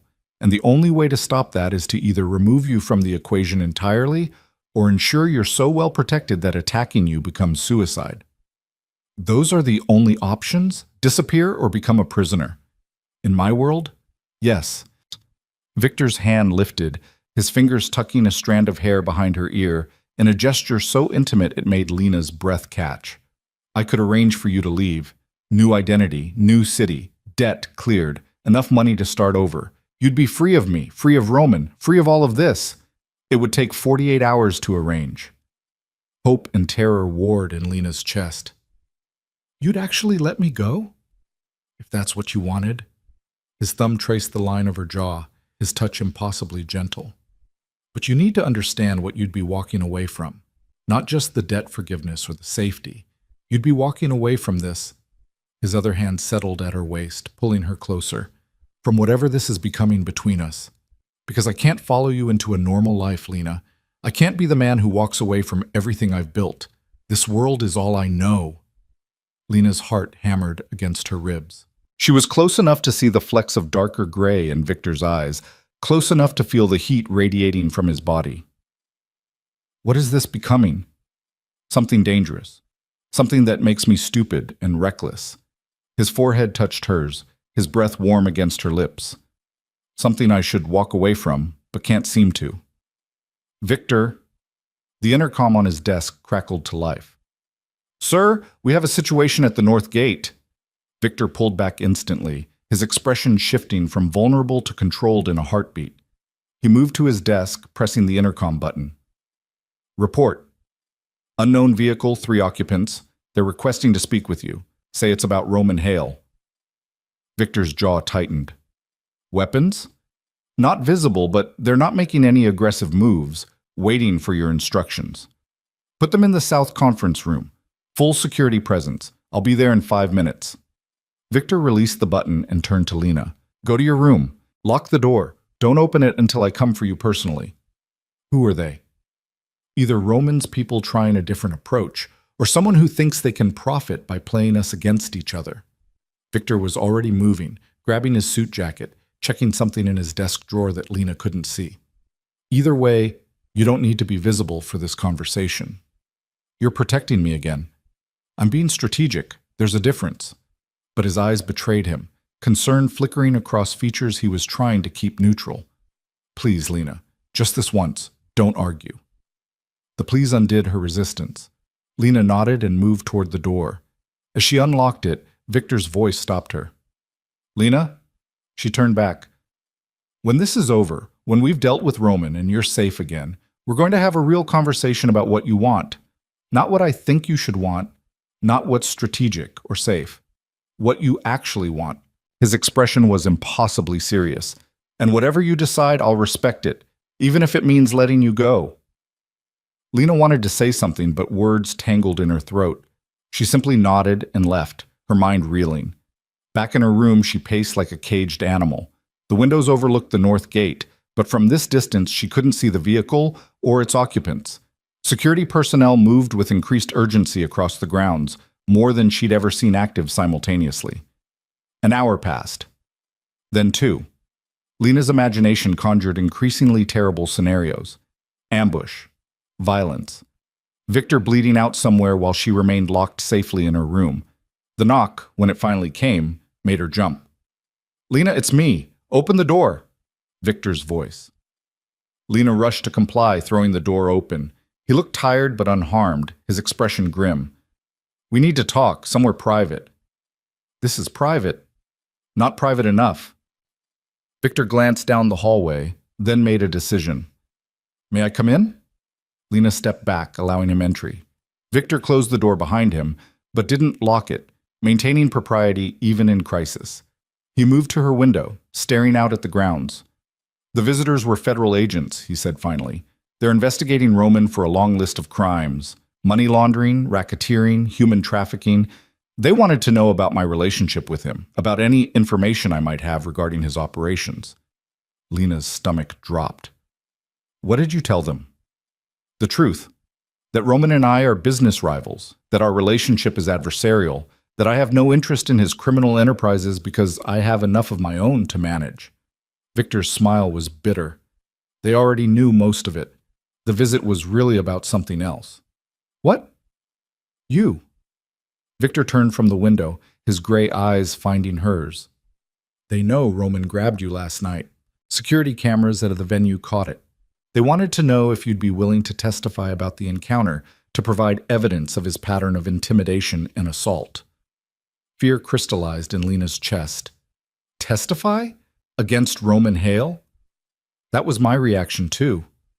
Victor moved closer, his hands settling on her shoulders. I told them absolutely not.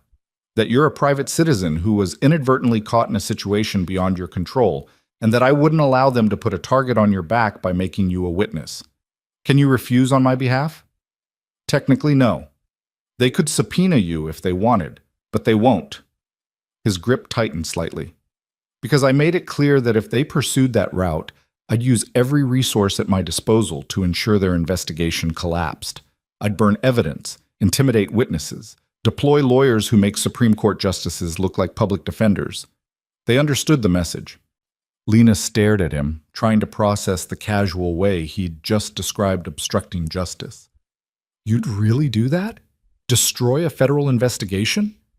To keep you off Roman's kill list? Without hesitation. Victor's expression was utterly serious. You think testifying would be brave, would help bring a criminal to justice. But you don't understand how men like Roman operate. He'd have you killed before the trial even started. Not quickly, not mercifully. He'd make an example that would terrify anyone else who considered cooperating with authorities. So he just gets away with it? With everything? Welcome to reality, Lena. Bad people win frequently. Justice is a fairy tale we tell ourselves to sleep better at night. The truth is that power protects power, and the only thing that stops men like Roman is overwhelming force applied without mercy. Victor's hand slid from her shoulders to frame her face. I know that's not the answer you want. I know you believe there should be rules, consequences, fairness, but believing something doesn't make it true. Lena pulled away from his touch, anger surging through her. So what? I just hide here forever? Let you make all my decisions because the world is too dangerous for me to navigate alone? That's not what I'm saying. Then what are you saying? Lena's voice rose despite her attempt at control. Because it sounds like you're telling me I'm too naive, too weak, too stupid to understand the reality of the situation, that I should just trust you to handle everything while I stay locked in my pretty room like a doll you take out when convenient. Victor's jaw tightened. You're twisting my words. Am I? Because from where I'm standing, you've made every significant decision about my life since I walked through your door. You bought my debt without asking. You brought me to that function without fully explaining the risks. You're keeping me prisoner now without considering that maybe, just maybe, I deserve a say in my own fate. I'm keeping you alive. Maybe I'd rather live dangerously than exist safely. The words burst from Lena before she could stop them. Maybe I'm tired of being protected and controlled and managed like I'm something fragile that might break if the world touches me too hard. Silence crashed between them. Victor stared at her, something like pain flickering across his features. You think I want this? His voice was quiet, dangerous. You think I enjoy having someone I... He stopped, the unfinished sentence hanging in the air. Having someone whose safety I'm responsible for? It would be easier if you were just an employee, Lena. Easier if I could be objective and cold and make decisions based purely on strategy. Then why aren't you? Because you make me want things I stopped believing in years ago. The confession exploded from him.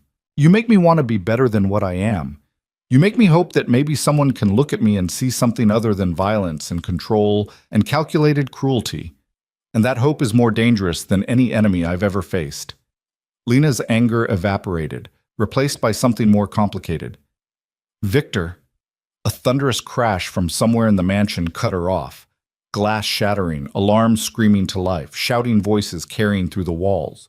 Victor's hand went immediately to the small of his back, retrieving a gun Lena hadn't known he was carrying. Stay here. Lock the door. Don't open it for anyone. What's happening? Roman's making his real move. The federal visit was a distraction. Victor was already moving toward the door.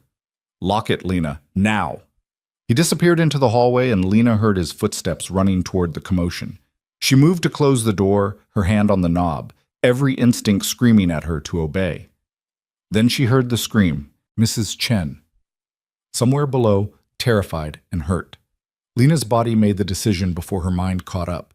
She ran from her room, following the sounds of chaos toward the mansion's first floor. The grand foyer had become a battlefield. 2 of Victor's security personnel were down, bleeding but alive. Mrs. Chen huddled behind an overturned table, her face pale with terror. And in the center of it all stood 4 men in tactical gear, weapons drawn, advancing toward the hallway that led to Victor's office.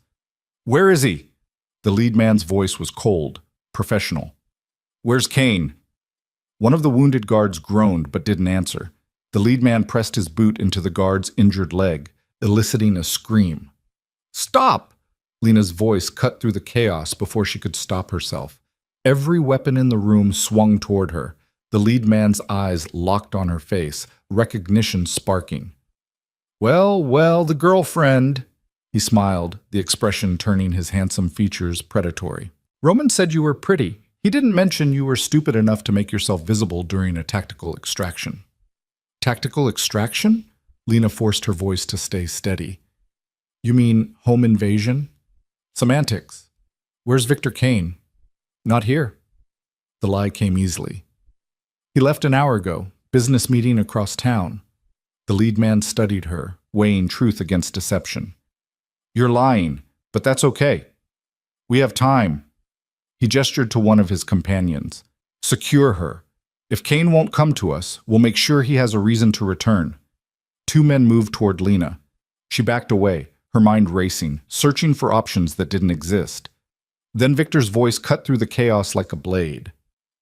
"Gentlemen, I believe you're looking for me."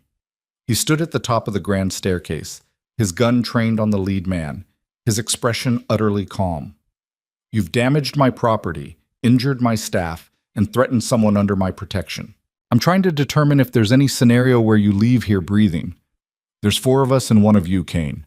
Math isn't on your side." The lead man's weapon stayed trained on Lena. "Drop the gun or I put 3 rounds in your girlfriend's chest." "She's not my girlfriend. She's an employee. Replaceable." Victor's voice was ice. "But my reputation isn't. And if I let you walk out of here after this invasion, every 2-bit criminal in the city will think my home is vulnerable." The lead man's smile widened. "Interesting bluff. But Roman was very specific about how much she matters to you. Something about the way you reacted when he touched her wrist." Roman sees what he wants to see. It's why he consistently overestimates his own importance. Victor descended 1 step, his gun never wavering. "Last chance. Leave now, and I let you report back to Roman that you failed but survived. Stay, and you become an object lesson about the cost of invading my territory." The lead man's finger tightened on his trigger. "I don't think—" The shot came from behind him. The man to his left dropped instantly, a bloom of red spreading across his tactical vest. Victor's security team poured into the foyer from multiple entrances, weapons drawn, surrounding the invaders. Marcus's voice boomed through the chaos. "Weapons down, now!" The tactical situation had reversed in seconds. The lead man's eyes darted, calculating odds, finding them impossible. Slowly, he lowered his weapon. Smart choice. Victor descended the remaining stairs, his gun still trained center mass. "Marcus, secure them in the basement. Make them comfortable, but not too comfortable. I want them scared but coherent when I question them." "Yes, sir." Victor's security team moved with efficient brutality, disarming and restraining the invaders. The lead man kept his eyes on Victor as he was forced to his knees. "Roman will come for her. You know that. This doesn't end here." "You're right. It doesn't." Victor's voice was utterly calm. "Tell Roman that if he wants Lena Carter, he'll have to kill me first, and I'm substantially harder to kill than he imagines." The invaders were dragged away.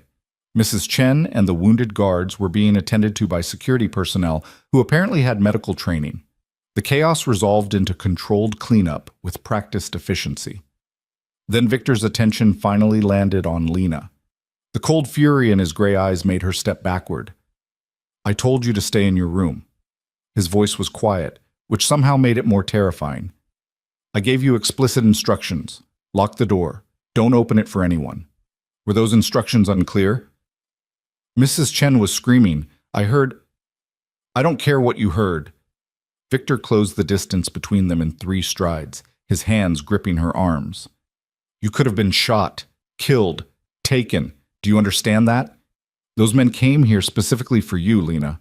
Roman sent them to kidnap you, and you walked directly into their hands because you can't follow simple instructions designed to keep you alive.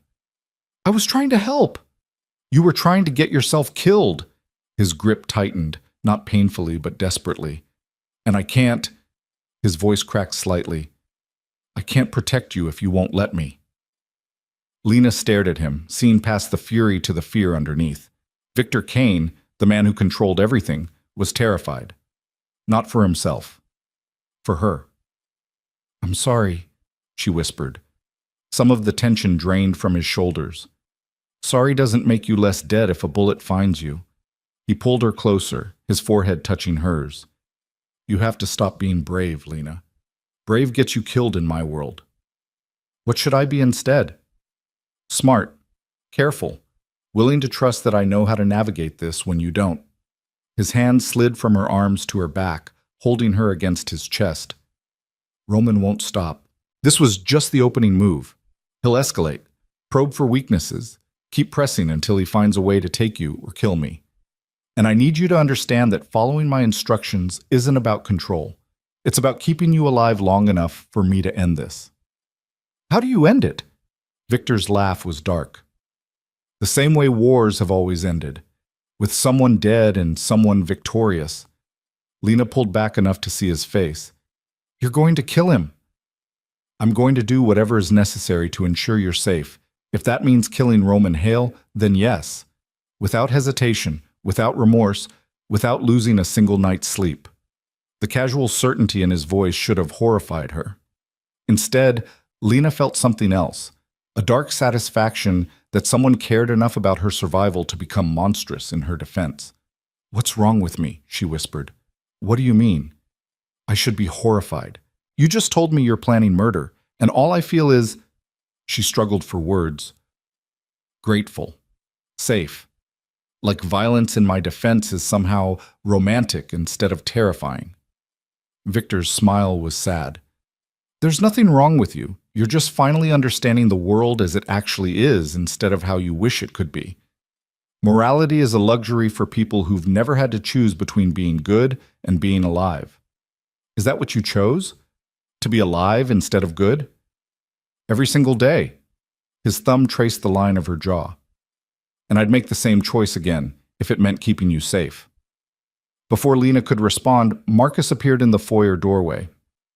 Sir, we have a problem. The lead invader is demanding to speak with you, says he has information you'll want about Roman's next move. Victor's expression hardened back into the cold mask. Take Miss Carter to the secure room on the 4th floor. Post guards. No one enters except you or me. Victor, Lena started. No arguments. Not this time.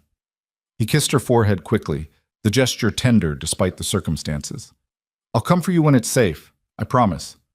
Marcus's hand settled gently on Lena's elbow. This way, Miss Carter.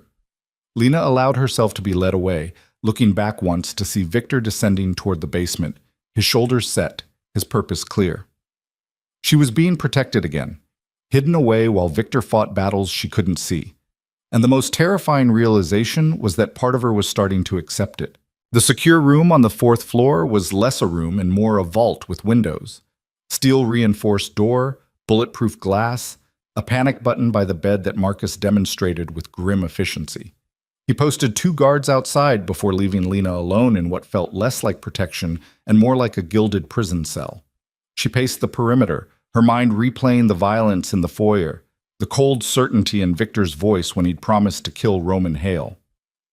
Hours crawled past with excruciating slowness. Lena watched the sun track across the sky through bulletproof windows, watched shadows lengthen across the estate's grounds, watched security personnel move in coordinated patterns that suggested ongoing crisis management. No one came. No updates, no information, nothing but silence, and her increasingly catastrophic imagination. When the door finally opened, it was full dark outside. Victor entered alone, looking more exhausted than Lena had ever seen him. Blood stained his shirt cuff, not his own, she hoped, and his eyes carried the weight of decisions made and actions taken. "Are you hurt?" Lena asked before he could speak. "No." Victor locked the door behind him, then seemed to realize the implications of being alone with her in a bedroom. "I should have brought Marcus. I'm not here to—" "I know." Lena sat on the edge of the bed, her legs suddenly unsteady. "What happened?" Victor moved to the window, staring out at darkness. The lead invader talked, extensively. Roman's planning something bigger than a simple kidnapping. He's been building a case against me with federal prosecutors, testimony from former associates, financial records, surveillance footage. He was going to take you as leverage, force me to either surrender myself to authorities or watch him hurt you until I complied. Ice flooded Lena's veins. He'd actually torture me just to get to you? Without hesitation, Roman sees people as tools. Use them, break them, discard them. Victor's reflection in the window was haggard. But his plan required you alive and accessible. Now that we know his strategy, we can counter it. How? By removing you from the equation entirely. Victor turned from the window, his gray eyes finding hers. I've arranged for you to disappear. New identity, untraceable location. Enough money that you'll never have to worry about debt or survival again. You leave tomorrow morning before dawn. By the time Roman realizes you're gone, you'll be 3 states away with documentation so clean, even federal databases will confirm your new identity. The words hit Lena like physical blows. You're sending me away. I'm setting you free. Like I promised I would if that's what you wanted. Victor's voice was carefully neutral, but pain flickered in his eyes. You'll be safe, Lena. Free from me, free from Roman, free from all of this violence. You can have a normal life, start over. Become whoever you want to be without men fighting wars over you. Lena stared at him, trying to process the magnitude of what he was offering. Freedom, safety, the chance to reclaim her life from the chaos that had consumed it. Everything she'd said she wanted just hours ago. So why did it feel like her heart was being carved out of her chest? What about you? She asked quietly. I'll handle Roman, permanently, if necessary. Victor's jaw tightened. Once you're gone, he has no leverage. It becomes a straightforward conflict between rivals instead of a hostage situation. I'm very good at straightforward conflicts. You're going to kill him. I'm going to do whatever ensures you're never looking over your shoulder, wondering if he's found you. Victor moved closer, crouching in front of where she sat so they were eye level. You deserve peace, Lena. You deserve to wake up without fear, to make choices without calculating survival. To exist as something more than an asset in someone else's war.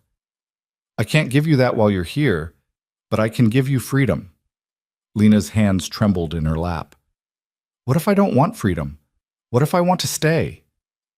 Victor's expression cracked, vulnerability bleeding through his controlled facade. Don't say that. Don't make this harder than it already is. Why is it hard? If you don't care about me, if I'm just an employee or an asset, then my leaving should be convenient, strategic. You said yourself I'm a liability. Lena's voice rose despite her attempt at control. So why do you look like sending me away is killing you? Because it is. The confession burst from him like a dam breaking. Because every instinct I have is screaming at me to keep you here, to lock you in this room, to build higher walls and hire more guards, and never let you out of my sight. Because the thought of you existing somewhere in the world where I can't protect you is more terrifying than anything Roman could do to me. Then don't send me away. I have to. Victor's hands found hers, gripping them desperately. Because keeping you here is selfish. You didn't choose this life, this violence, this constant fear. You were desperate, and I took advantage of that desperation by buying your debt and making you dependent on me. Letting you go is the first unselfish thing I've done since you walked into my life. Lena pulled one hand free and pressed it to his face, forcing him to meet her eyes. What if I choose to stay? What if I'm making that choice freely, with full knowledge of what it means? You can't make that choice. Not while you're still in my debt, still living under my roof, still surrounded by my influence. Any choice you make here is compromised by power dynamics and survival instincts. Victor's voice broke slightly. I need you to be free enough to choose, Lena, even if that choice breaks me. Tears burned in Lena's eyes. You're an idiot. Victor's laugh was shattered. Probably. But I'm an idiot who cares enough about you to let you go. Before Lena could respond, her phone, the burner Victor had given her weeks ago for emergencies, buzzed in her pocket. She retrieved it with shaking hands, staring at the unknown number on the screen. Don't answer it, Victor said immediately, but Lena had already pressed accept, some instinct she couldn't name driving her decision. Hello? Miss Carter, how lovely to finally speak directly. Roman Hale's smooth voice filled her ear and Lena's blood turned to ice. I hope Victor's protection is keeping you safe. Though judging by the failed extraction at his estate, perhaps his security isn't quite as impenetrable as he believes. Victor's hand shot out, his expression murderous. Lena pulled the phone away before he could take it, making a split-second decision. What do you want? She asked, her voice steadier than she felt. To offer you the same thing Victor is clearly considering, freedom. But unlike his version, mine doesn't require you to disappear into witness protection and spend your life looking over your shoulder. Roman's tone was conversational, almost friendly. I want to meet with you. Neutral location, no security, just a conversation between two intelligent people about your options. You kidnapped me. Why would I ever meet with you willingly? Because Victor is planning to send you away to protect you from me. And you deserve to know if that protection is necessary or if it's just another form of control. Roman paused. I'm not the monster he's painted me as, Miss Carter. I'm a businessman who occasionally has conflicts with other businessmen. The violence, the threats, those are Victor's specialty, not mine. I simply defend myself when necessary. Lena looked at Victor, whose expression promised immediate violence if she showed any sign of considering Roman's offer. But something in Roman's words resonated with the doubts she'd been carrying, the questions about whether Victor's protection was genuine or just sophisticated imprisonment. Where and when? She asked. Victor lunged for the phone, but Lena stepped back, keeping it out of reach. His eyes were wild, desperate. Tomorrow, noon, the Riverside Cafe on Merchant Street. Public location, witnesses everywhere, no possibility of violence. Roman's voice carried satisfaction. Come alone, Miss Carter. If Victor or his security team appear, I'll simply leave. This is between you and me. I'll think about it. That's all I ask. Oh, and Miss Carter? Ask Victor about his wife, about what happened to the last woman who trusted his protection. See if his answer matches the truth. Roman disconnected before Lena could respond. The phone slipped from Lena's fingers, clattering to the floor. Victor stood frozen, his face drained of color, his expression shattered. Your wife? Lena's voice came out barely above a whisper. Victor's hands clenched into fists at his sides. Don't let Roman poison this with his manipulation. Then tell me the truth. Were you married? Yes. The word was torn from him. 7 years ago. Her name was Elena. His voice cracked. She died because of me. The room spun. Lena sat down hard on the bed, her legs unable to support her. What happened? Victor moved to the window again, his back to her, his shoulders rigid with tension. I was younger, stupider, convinced I could keep my personal life separate from my business. Elena was an art teacher, good, kind, nothing to do with my world. I thought loving her could make me better, could redeem the violence I trafficked in daily. Victor, my enemies discovered her, used her as leverage, exactly like Roman is trying to use you. They took her, held her for 3 days while they tried to force me to surrender territory and assets. Victor's voice was utterly flat, emotionless in the way of trauma too deep to touch. I refused. I thought I could negotiate, could find a tactical solution that saved her without sacrificing everything I'd built. I was wrong. Horror crawled up Lena's spine. They killed her. They returned her body to my doorstep with a note explaining that love was a weakness I could no longer afford. Victor's reflection in the window showed a man carved from ice and suffering. I buried her, destroyed everyone involved in her death, and swore I'd never make the same mistake again. The mistake of loving someone? The mistake of believing I could protect someone while keeping them close. The mistake of thinking my feelings mattered more than their safety. Victor finally turned, and the anguish in his eyes nearly broke Lena's heart. Don't you see? This is why I have to send you away, because I already failed to protect one woman I cared about. I won't fail again. I can't. Lena stood on shaking legs, crossing the room to where Victor stood. I'm not Elena. No, you're stronger, braver, more stubborn about your own safety. His hand lifted to her face, cupping her cheek, which is why losing you would destroy what little humanity I have left. Then don't lose me. Fight for me instead of sending me away. Fighting for you means making you a target. It means accepting that every day you're with me is a day someone might try to use you against me. It means watching you live in fear and calling it love. Victor's thumb traced her cheekbone. I can't do that to you, Lena. I won't become the cage you resent. What if I'm willing to risk it? What if I choose you anyway, knowing all the dangers? Then I'd have to be strong enough to refuse that choice, to protect you from your own courage.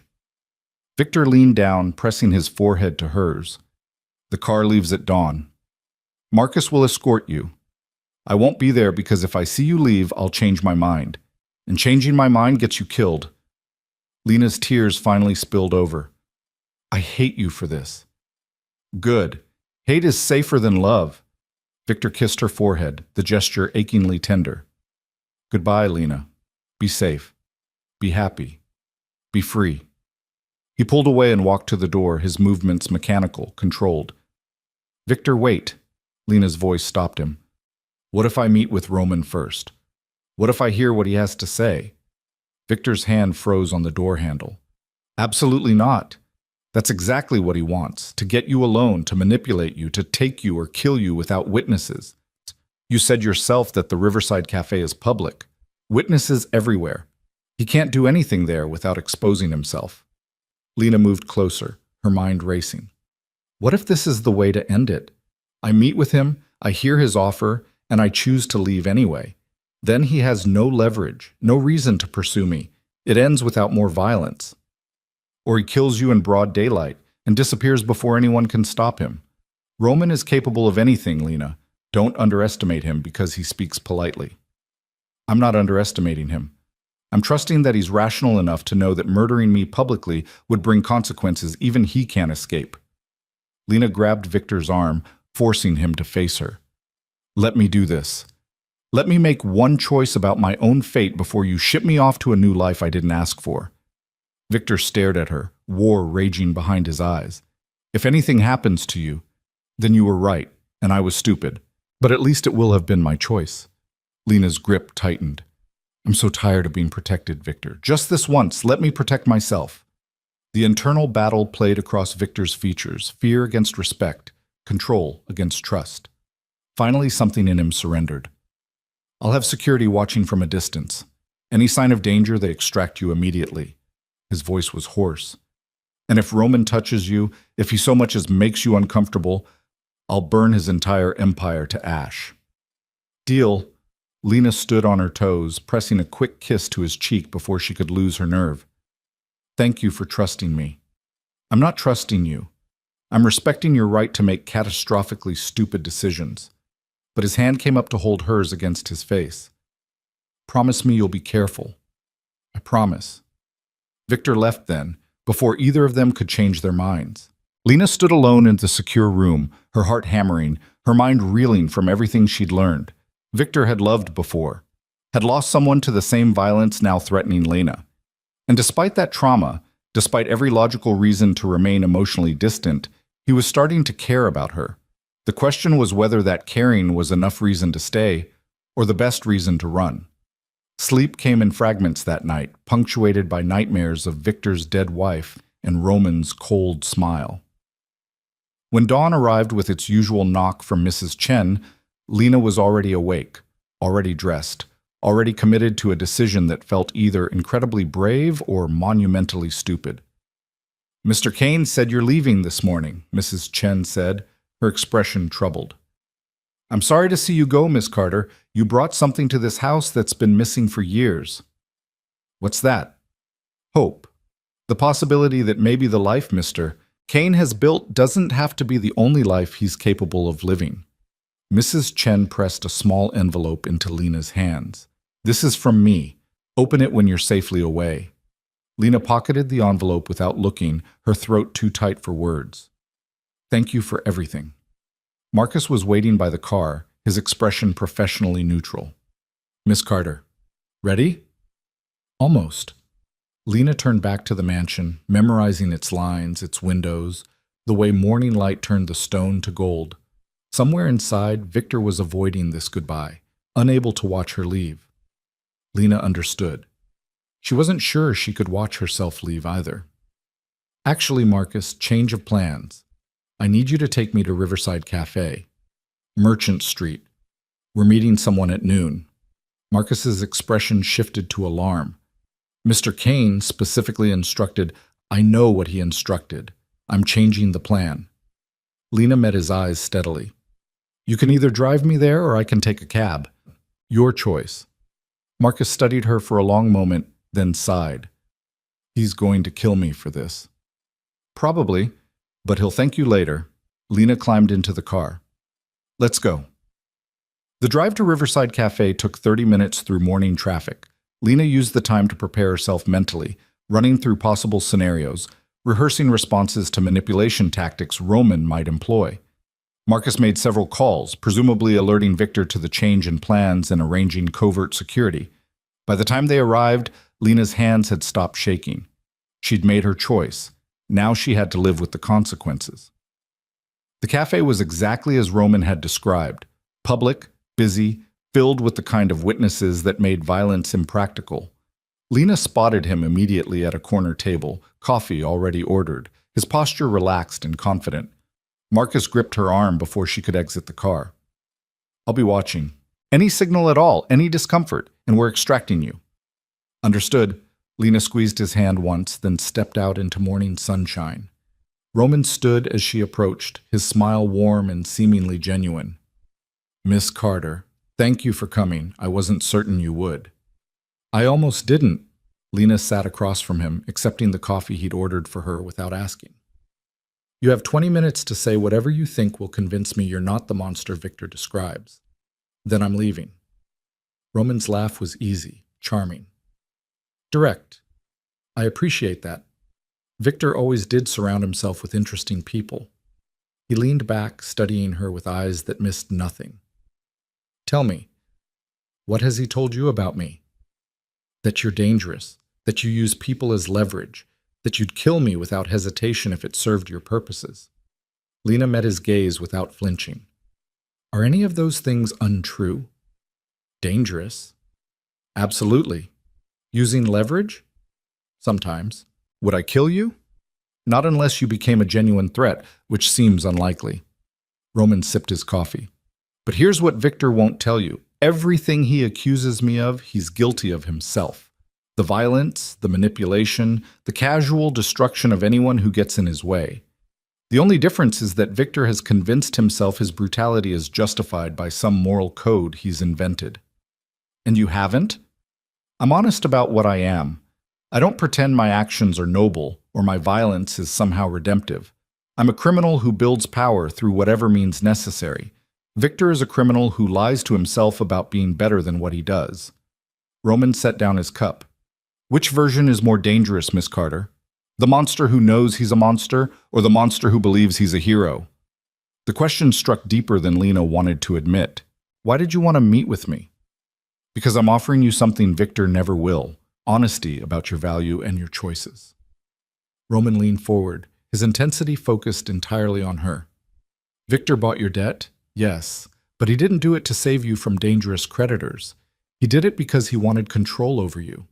Because having you indebted to him meant you couldn't leave, couldn't refuse, couldn't exist independently of his influence. That's not, isn't it? Ask yourself why he bought your specific debt out of thousands he could have purchased. Why you, Lena? What made you different from every other desperate person in this city? Roman's smile was knowing. He saw something he wanted to possess, and Victor Kane always gets what he wants, even if he has to buy it disguised as benevolence. Lena's coffee tasted bitter suddenly. What do you want from me? I want you to understand that leaving with Victor's arranged identity isn't freedom, it's exile. He's removing you from the board because you've become a liability to his control. And once you're gone, once you're isolated with a fake name in a strange city, what's to stop him from monitoring you, controlling you from a distance, making sure you never truly escape his influence? Victor wouldn't he? He's already tracking your phone, your movements, your every conversation. He knows more about you than you know about yourself. That's not protection, Miss Carter. That's surveillance. Roman's expression softened into something almost sympathetic. I'm not asking you to trust me. I'm asking you to question whether you can trust him. Lena's mind reeled. Every point Roman made had a terrible logic to it, a way of twisting facts into patterns that suggested manipulation rather than protection. What's your alternative, Shab? She asked finally. Come work for me. Same arrangement as with Victor. Your debt cleared, your safety guaranteed. But I won't pretend to be your savior. You'll know exactly what you're trading and why. No lies, no manipulation disguised as caring. Just honest transaction between two people who understand power. You want me to betray Victor. I want you to choose yourself. Victor is sending you away because having you close is inconvenient. I'm offering you a place to stay because your intelligence and courage are valuable assets. Roman's hand moved across the table, stopping just short of touching hers. He loves you in his broken way, but his love is a cage. Mine would be a contract. Which do you prefer? Before Lena could answer, her phone buzzed. A text from an unknown number. Check the parking lot. Northeast corner. Then decide who's lying. Lena stood, her heart racing. I need a minute. Roman's smile suggested he knew exactly what she'd find. Take your time. Lena walked to the cafe's window, her eyes scanning the parking lot. In the northeast corner, partially hidden by other vehicles, sat a black SUV with tinted windows. Even from this distance, she could see the telltale outline of surveillance equipment. Victor hadn't just arranged distant security. He'd put her under active surveillance, watching, listening, monitoring every word of her conversation with Roman. The betrayal hit her like a physical blow. He didn't trust her judgment, her intelligence, her ability to navigate this conversation without oversight. Lena returned to the table, her hands shaking with fury. You found the surveillance? Roman asked gently. Yes. And now you understand. Victor says he wants you free, but he can't actually let you go. His need for control is too fundamental to who he is. Roman stood, extending his hand. My offer stands. Work with me or leave the city entirely. But don't go back to Victor's cage believing it's safety. That's how you end up like Elena. The name sent ice through Lena's veins. You know about his wife. Everyone in our world knows about Elena, about how Victor's obsessive need to control everything got her killed, about how he keeps making the same mistakes with different women, convinced each time that his methods will work if he just controls harder, watches closer, cages more thoroughly. Roman's expression was genuinely sympathetic.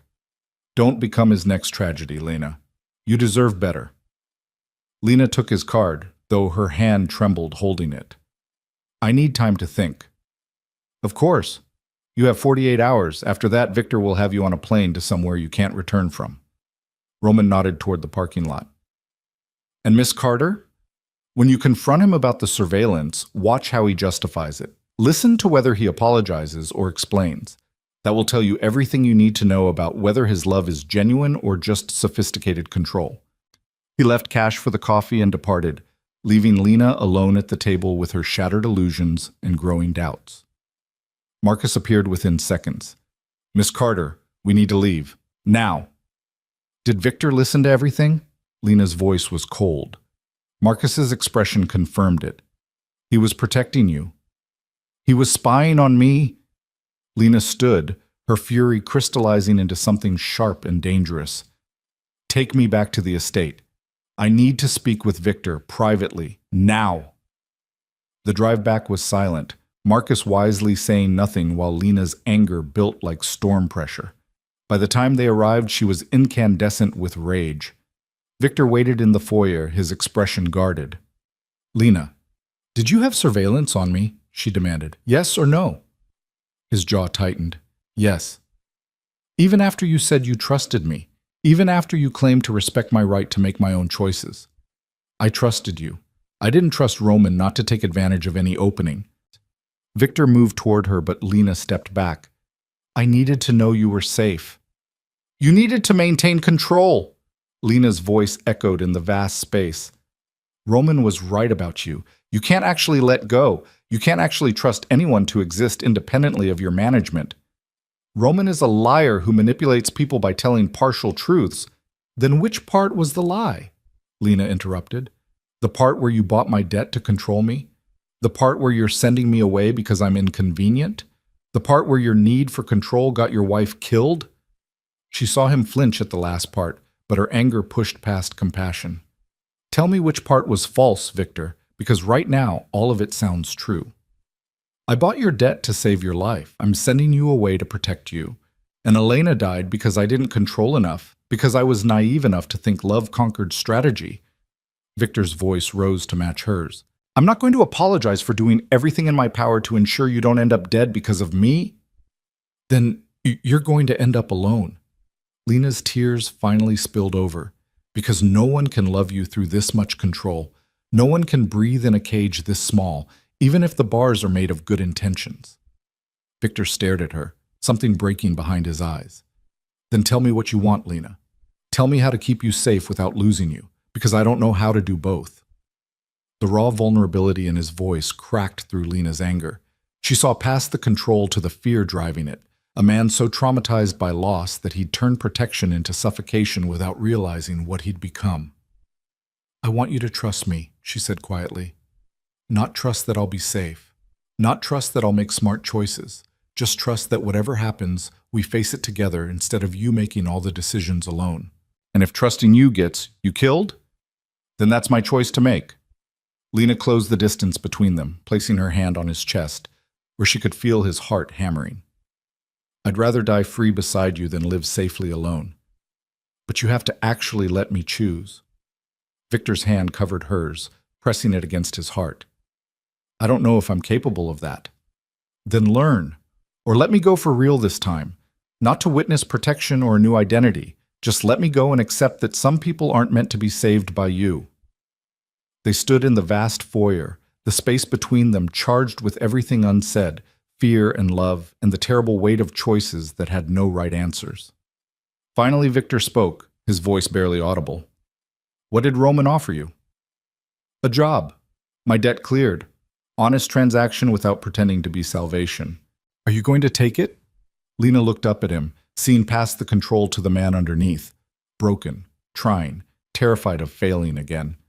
That depends on whether you can actually let me stay. Not as property or an asset. As a partner who gets equal say in the choices that affect her life. Even when those choices are dangerous? Especially then. Victor closed his eyes, and when he opened them again, something had shifted. Surrender or acceptance. Lena couldn't tell which. I'll try. I can't promise I'll be good at it. I can't promise I won't make mistakes or slide back into old patterns. But I'll try. It wasn't everything Lena wanted, but it was honest. And honesty, she was learning, mattered more than perfect promises. Then I'm staying, she said. For now, we figure this out together. Victor pulled her into his arms, holding her with desperate intensity. Together, he repeated, even when it terrifies me. Lena let herself be held, let herself trust that maybe, possibly, two broken people could build something better than what they'd both survived. Outside, beyond the estate's walls, Roman Hale smiled and made a phone call. The real game was just beginning.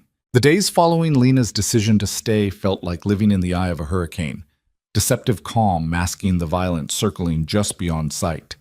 Victor kept his promise to include her in decisions, though Lena saw the effort it cost him. Every conversation where he asked her opinion rather than issuing instructions, every moment he forced himself to pause and listen instead of commanding. These were small victories over decades of control. But the war with Roman continued escalating.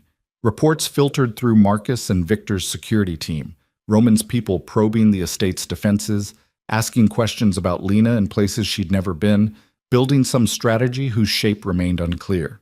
Victor increased security, reinforced protocols, but refused to hide Lena away completely.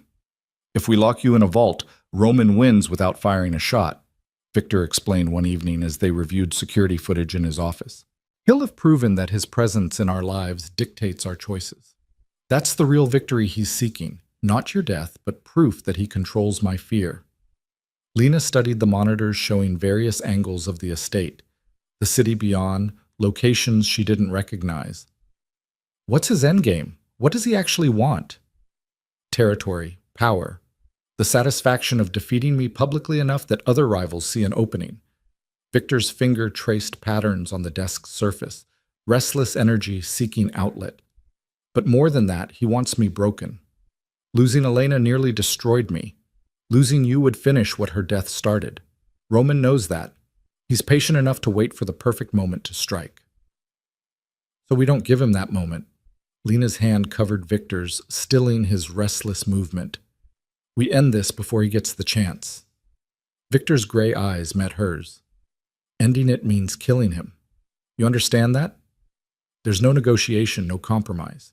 Roman won't stop until one of us is dead. Then make sure it's him and not you. The words should have horrified her, casual acceptance of murder as solution. Instead, Lena felt only cold pragmatism. Roman had made his intentions clear at the cafe. He saw people as tools, including her. Protecting herself meant accepting Victor's violence as necessary rather than monstrous. You've changed, Victor observed quietly. When you first arrived, you still believed in justice, rules, fairness. Now you're suggesting assassination without flinching. You changed me. This world changed me. Lena pulled her hand back, something bitter settling in her chest. I'm not sure if I should thank you or resent you for it. Resent me. It's safer. Victor stood, moving to the windows overlooking the grounds. I never wanted to make you into someone who thinks murder is acceptable, but I'd rather you be a realist who survives than an idealist who dies believing the world is better than it is. Before Lena could respond, the office door burst open. Marcus stood there, his expression grim, a tablet in his hands. Sir, we have a situation. You need to see this. Now. Victor took the tablet, his face draining of color as he watched whatever footage Marcus had pulled up. When? 17 minutes ago. We're tracking them now, but... Marcus glanced at Lena, uncertainty flickering across his features. Show me, Lena demanded.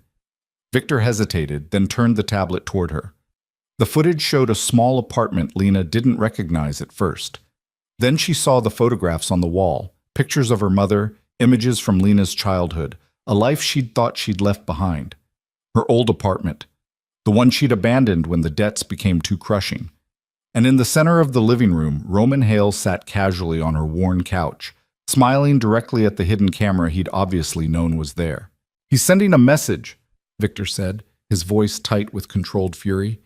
He found where you lived before. He's demonstrating that he can reach into your past, that nowhere you've been is safe from his influence. Lena's hands shook as she watched Roman stand and walk through her former home, touching her things with casual ownership. He stopped at a framed photograph of Lena and her mother, taken during better times, before cancer and debt had consumed everything. Roman lifted the frame, showed it to the camera, and smiled. Then he pocketed it. The violation was absolute. He'd taken something irreplaceable, not for strategic value, but simply because he could, because he knew it would hurt her. Where is he now? Lena asked, her voice cold. Marcus checked his phone. Still at the apartment. Either he doesn't know we're watching or he wants us to come after him. Could be a trap. It's definitely a trap. Victor set the tablet down, his mind clearly racing through tactical considerations. Roman doesn't make unforced errors. He knows we're monitoring that location. He wants us to react emotionally instead of strategically. Then let's not give him what he wants. Lena's anger crystallized into something harder, sharper. Let him keep the photograph. Let him think he's winning. We focus on the real target. Victor studied her. Which is? His empire. You said he's built power on territory and influence. What if we started dismantling that systematically? Not through violence, but through the same tactics he's using. finding pressure points, exploiting weaknesses, turning his allies against him. Marcus and Victor exchanged glances. Something like respect flickered across Marcus's features. "She's right," Marcus said. "We've been so focused on direct confrontation that we haven't considered asymmetric warfare. Roman's strength is his network, his distribution channels, his political connections, his financial infrastructure. Those are all vulnerable if we apply pressure correctly." Victor moved to his desk, pulling up files Lena had never seen, detailed intelligence on Roman's operations, organizational charts, financial records that must have cost a fortune to obtain. "I've been building this for months, mapping his empire, identifying critical nodes, but dismantling it without triggering open war requires precision and time we might not have." "Then we make the time." Lena joined him at the desk, studying the complex web of Roman's criminal enterprise. "He's patient. He's willing to wait for the perfect moment. So we convince him that moment hasn't arrived yet. We give him a different target to focus on while we quietly destroy the foundations of everything he's built." "What kind of target?" Victor asked. Lena met his eyes, her decision already made. "Me. I become visible again. I go back to some semblance of normal life, leave the estate, take a job, act like I'm moving on. Roman will assume you've given up trying to protect me completely. He'll see it as victory, proof that his psychological warfare worked." "Absolutely not." Victor's response was immediate. "That's exactly what he wants. You exposed, vulnerable, accessible for kidnapping or worse. That's what he thinks he wants. But what he actually wants is proof that he's broken you, that you're no longer the Victor Kane who controls everything through fear and power." Lena moved closer, forcing Victor to look at her. "Give him that proof. Let him see you apparently weakened. While he's focused on exploiting that perceived weakness, Marcus and your team dismantle his empire piece by piece. You're describing using yourself as bait in a trap that might not spring before he kills you. I'm describing trusting your security team to actually protect me while giving Roman enough rope to hang himself." Lena's voice softened slightly. "You said you'd try to let me participate in decisions. This is me participating. This is my choice." The internal war playing across Victor's features was visible, every instinct screaming at him to refuse, to lock Lena away where Roman couldn't reach her. But he'd promised to trust her judgment, to treat her as a partner rather than property. "If we do this," he said finally, his voice rough, "we do it completely. Full surveillance, armed security posing as civilians, extraction protocols for every possible scenario. The moment Roman makes any move toward you, we abandon the strategy and go to open war." "Agreed." Lena extended her hand. "Partners?" Victor took her hand, but instead of shaking it, he pulled her close. "Partners. Even though this terrifies me more than anything I've ever agreed to." "Good. Fear will keep you sharp." Lena echoed his earlier words back to him, earning a brief, pained smile. Marcus cleared his throat. "If we're actually doing this, we need to plan it meticulously. Every detail of Miss Carter's new routine needs to appear organic while actually being completely controlled. We'll need safe houses, backup identities, contingency plans for—" "I know." Victor released Lena reluctantly. "Start making arrangements. I want her in position within 72 hours. We move fast before Roman adjusts his strategy." The next 3 days transformed Lena's life with dizzying speed. Victor's people found her an apartment in a safe but unremarkable neighborhood, close enough to monitor constantly, mundane enough not to draw attention. They created employment records at a bookstore owned by one of Victor's shell companies, complete with references and work history that would survive basic scrutiny.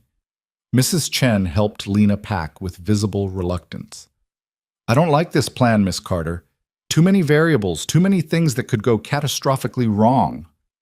"Victor doesn't like it either. But it's the right move strategically." Lena folded clothes into a suitcase, her movements automatic, while her mind raced through memorized emergency protocols. "Strategy doesn't comfort me when I'm imagining your funeral." Mrs. Chen's voice cracked slightly. "You've become important to this household. To him. Losing you would—" She stopped, emotion overwhelming her usual composure. Lena set down the shirt she'd been folding and pulled Mrs. Chen into an unexpected embrace. "I'm not going to die. Victor's people are too good, and I'm too stubborn. But thank you for caring." When moving day arrived, Victor insisted on driving her personally. They rode in silence through morning traffic, the weight of unspoken fears pressing against them like atmospheric pressure. At the apartment building, Victor helped carry boxes despite Marcus's presence for exactly that purpose. Inside the modest one-bedroom space, he inspected every corner, every window, every potential entry point with professional paranoia. Security cameras here, here, and here. He pointed to locations invisible to casual observation. Panic buttons under the kitchen counter and beside the bed. Armed response team stationed 2 blocks away, average response time 90 seconds. Marcus will check in daily, posing as a building maintenance supervisor. I know, we've reviewed this 50 times. Lena caught his hand, stopping his restless inspection. Victor, I'll be fine. You can't know that. His grip tightened on her fingers. Roman could strike any time. He could already be planning. Then your team will stop him. That's what they do. Lena pulled him closer until they were face to face. You have to let me do this. Not because it's safe, but because it's necessary. We end this now, or we spend the rest of our lives looking over our shoulders. But Victor's free hand came up to cup her face. If anything happens to you, it won't. But if it does, I need you to know. He struggled with words that clearly didn't come easily. I need you to know that you mattered, that you changed things I thought were unchangeable, that loving you was worth every risk, every fear, every... Lena kissed him before he could finish, pouring into the gesture everything she couldn't articulate. When they finally broke apart, both breathless, Victor rested his forehead against hers. Come back to me when this is over, he whispered. I promise. He left then, before either of them could change their minds. Lena stood at the window and watched his car disappear into traffic, feeling simultaneously free and terrified. The trap was set. Now they waited for Roman to spring it. The bookstore job proved easier than expected. The actual owner knew nothing about Victor's arrangement. He simply thought he'd hired a bright young woman through his usual channels. Lena shelved books, managed the register, recommended titles to customers, and tried to project normalcy while hyper-aware of the armed security watching from carefully positioned vantage points. Days passed without incident. Then a week. Lena began to wonder if Roman had somehow seen through the deception, if he was too smart to take the bait. Then he walked into the bookstore on a Thursday afternoon. Lena saw him immediately, Roman Hale browsing the fiction section with the casual interest of someone who had all the time in the world. Her heart hammered against her ribs, but she forced herself to remain calm. This was expected, planned for. Her security team was in position. She finished helping another customer, then approached him with manufactured politeness. Can I help you find something? Roman looked up and his smile was warm, friendly, completely at odds with the predator she knew lurked beneath. Miss Carter, what a pleasant surprise. I didn't know you worked here. Recent development, trying to build something normal after... She let the sentence trail off meaningfully. After Victor? Roman's eyes gleamed with interest. I heard you'd left his estate. Congratulations on reclaiming your independence. It wasn't easy, but necessary. Lena maintained careful distance, aware of sightlines and camera angles.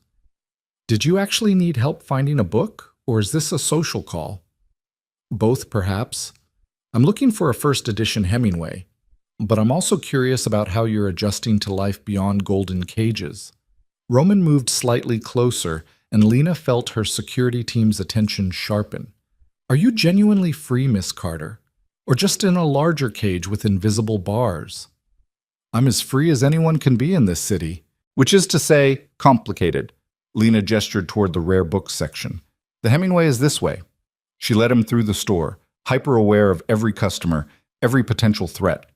Roman followed with unhurried confidence, his presence radiating controlled danger. At the rare books case, Lena retrieved the requested volume. First edition, A Farewell to Arms. Fitting choice.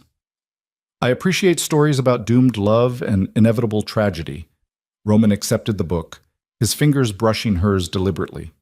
Tell me, Lena, may I call you Lena? Does Victor know you're working here, or was leaving his protection actually your choice? It was my choice. We agreed I needed space to figure out what I wanted without his influence constantly shaping my decisions. The lie came smoothly, rehearsed until it sounded like truth. He wasn't happy about it, but he respected my decision. How progressive of him. Though I wonder if his respect extends to truly letting you go, or if he simply found more subtle ways to maintain control. Roman set the book down, his full attention on Lena. I meant what I said at the cafe.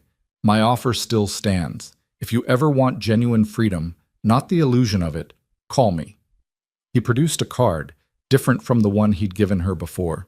This one had only a phone number, nothing else. Lena took it, tucking it into her pocket. I'll keep that in mind. Please do. The world is smaller than you think, Lena, and the cages we think we've escaped have a way of following us.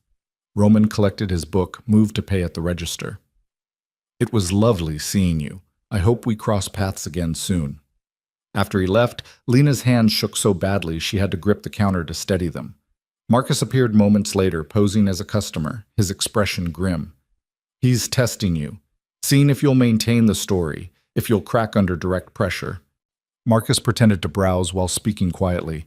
You did well, but he's not buying it completely, expects some kind of trap. Then we give him what he expects. Lena's mind raced. We let him discover the security team. Let him think he's figured out the deception. That's when he'll make his real move, when he believes he's outsmarted us. Marcus studied her with new appreciation. You're starting to think like Victor. I'm starting to think like someone who wants to survive. Lena straightened, her hands steadying. Tell Victor that Roman made contact, and tell him I'm ready for whatever comes next. What came next was escalation. Roman's people appeared with increasing frequency, never threatening, never overt, just constant presence that signaled awareness. A man reading a newspaper across from the bookstore for hours. A woman who browsed but never bought anything. Cars that appeared repeatedly in Lena's neighborhood. Victor's response was measured escalation. More security, tighter protocols, but nothing that suggested panic. They were playing a careful game of chess where every move communicated something beyond its surface intention. 2 weeks into Lena's new routine, the real attack came. She was closing the bookstore alone, a calculated risk that Victor had argued against violently but ultimately accepted as necessary for maintaining believability. Marcus was positioned across the street. 2 other security personnel covered alternate angles. Lena was locking the front door when she felt the gun press against her spine. Don't move, don't scream, don't signal your security team. The voice was unfamiliar, male, utterly professional. There's a car at the curb. You're going to walk calmly to it and get inside. Any deviation, any attempt to alert your watchers, and I put a bullet through your spine. Understand? Lena's training kicked in. Victor had drilled her relentlessly on exactly this scenario. Yes. Good. Walk. They moved toward the waiting car, Lena's mind calculating angles and distances. Marcus would have seen them by now. The extraction team would be mobilizing. She just needed to stay alive long enough for them to act. The car door opened. Lena saw Roman inside, smiling. Hello, Lena. Time for that conversation we've been postponing. Before Lena could respond, chaos erupted. Marcus appeared from nowhere, his weapon drawn. The man with the gun at Lena's back moved to fire, but Marcus was faster. The shot echoed like thunder in the quiet street. The man dropped, bleeding, but alive. Marcus had aimed for the shoulder, disabling without killing. More of Victor's security poured from concealment. The driver of Roman's car reached for a weapon, but found himself staring down 3 barrels before he could draw. Roman, to his credit, didn't panic. He raised his hand slowly, his expression more annoyed than frightened. I see Victor prepared more thoroughly than I anticipated. Out of the car, slowly. Marcus's voice carried absolute authority. Roman complied, moving with careful deliberation. This isn't over, you know. Arresting me accomplishes nothing. I have lawyers, connections, resources that... We're not arresting you. Victor's voice cut through the night. He appeared from shadows like a materialization of violence itself, his expression colder than Lena had ever seen it. Behind him came more security, more weapons. A demonstration of force that transformed the street into a battlefield. We're having a conversation, Victor continued, stopping directly in front of Roman. About boundaries. About consequences. About what happens when you threaten people under my protection. Roman's smile was sharp. Going to kill me, Victor? In front of all these witnesses? I thought you were smarter than that. I am smart, which is why I'm not going to kill you. Victor's hand shot out, gripping Roman's throat, forcing him back against the car. I'm going to destroy everything you've built, every business, every connection, every asset. By tomorrow morning, your empire will be rubble. By next week, you'll be answering questions from federal prosecutors about crimes I've ensured they can prove. By next month, you'll be in prison wishing I'd killed you instead. You can't, Roman choked out. I already have. While you were focused on Lena, my people were systematically dismantling your organization, seizing accounts, compromising suppliers, turning your own people against you with offers they couldn't refuse. Victor's smile was terrible. You taught me something, Roman. You taught me that the best victories aren't violent. They're total, absolute. The kind where your enemy survives just long enough to understand how completely they've lost. Roman's face drained of color as understanding dawned. The girl was bait. Lena was never bait. She was the mission. Protecting her meant removing you as a threat permanently. Victor released Roman's throat, letting him gasp for air. The federal agents you'll meet tomorrow have everything they need. Financial records, witness testimony, physical evidence of crimes severe enough that even your lawyers can't save you. You'll spend the rest of your life in a cage substantially less comfortable than any I've built. Victor. Roman's voice carried desperation now. We're done talking. Victor turned to Marcus. Call our friends at the FBI. Tell them we've detained someone wanted for questioning. They'll know who. As Marcus made the call, Victor moved to Lena. His hands framed her face, his eyes searching for injury. Are you hurt? No, shaken, but not hurt. Lena covered his hands with hers. Is it really over? It's over. Roman's finished. His organization is scattered. You're safe. Victor pulled her into his arms, holding her with desperate intensity. You're safe, and I'm never letting you be bait again, ever. Lena let herself be held, let herself believe that maybe, possibly, the nightmare was actually ending. Federal vehicles arrived with surprising speed, suggesting Victor had coordinated this carefully. Agents took Roman into custody with professional efficiency, reading rights and filing paperwork, while Victor's lawyers observed to ensure proper procedure. Roman looked back once as he was being placed in a federal car. His eyes found Lena's, and for just a moment she saw past the predator to something almost human. Recognition of defeat, maybe, or respect for a better-played game. Then he was gone, swallowed by the justice system Victor had weaponized against him. In the aftermath, as security teams cleaned up and witnesses were managed, Victor kept Lena close. His hand never left her back. His attention never wandered from her presence. We should get you somewhere safe, he said quietly. The apartment isn't secure anymore. Roman knew about it, which means others might. Then take me home. Lena met his eyes. The real home, the estate, if that offer's still open. Victor's expression shifted. Surprise, then something warmer. It's open. It's always been open for you.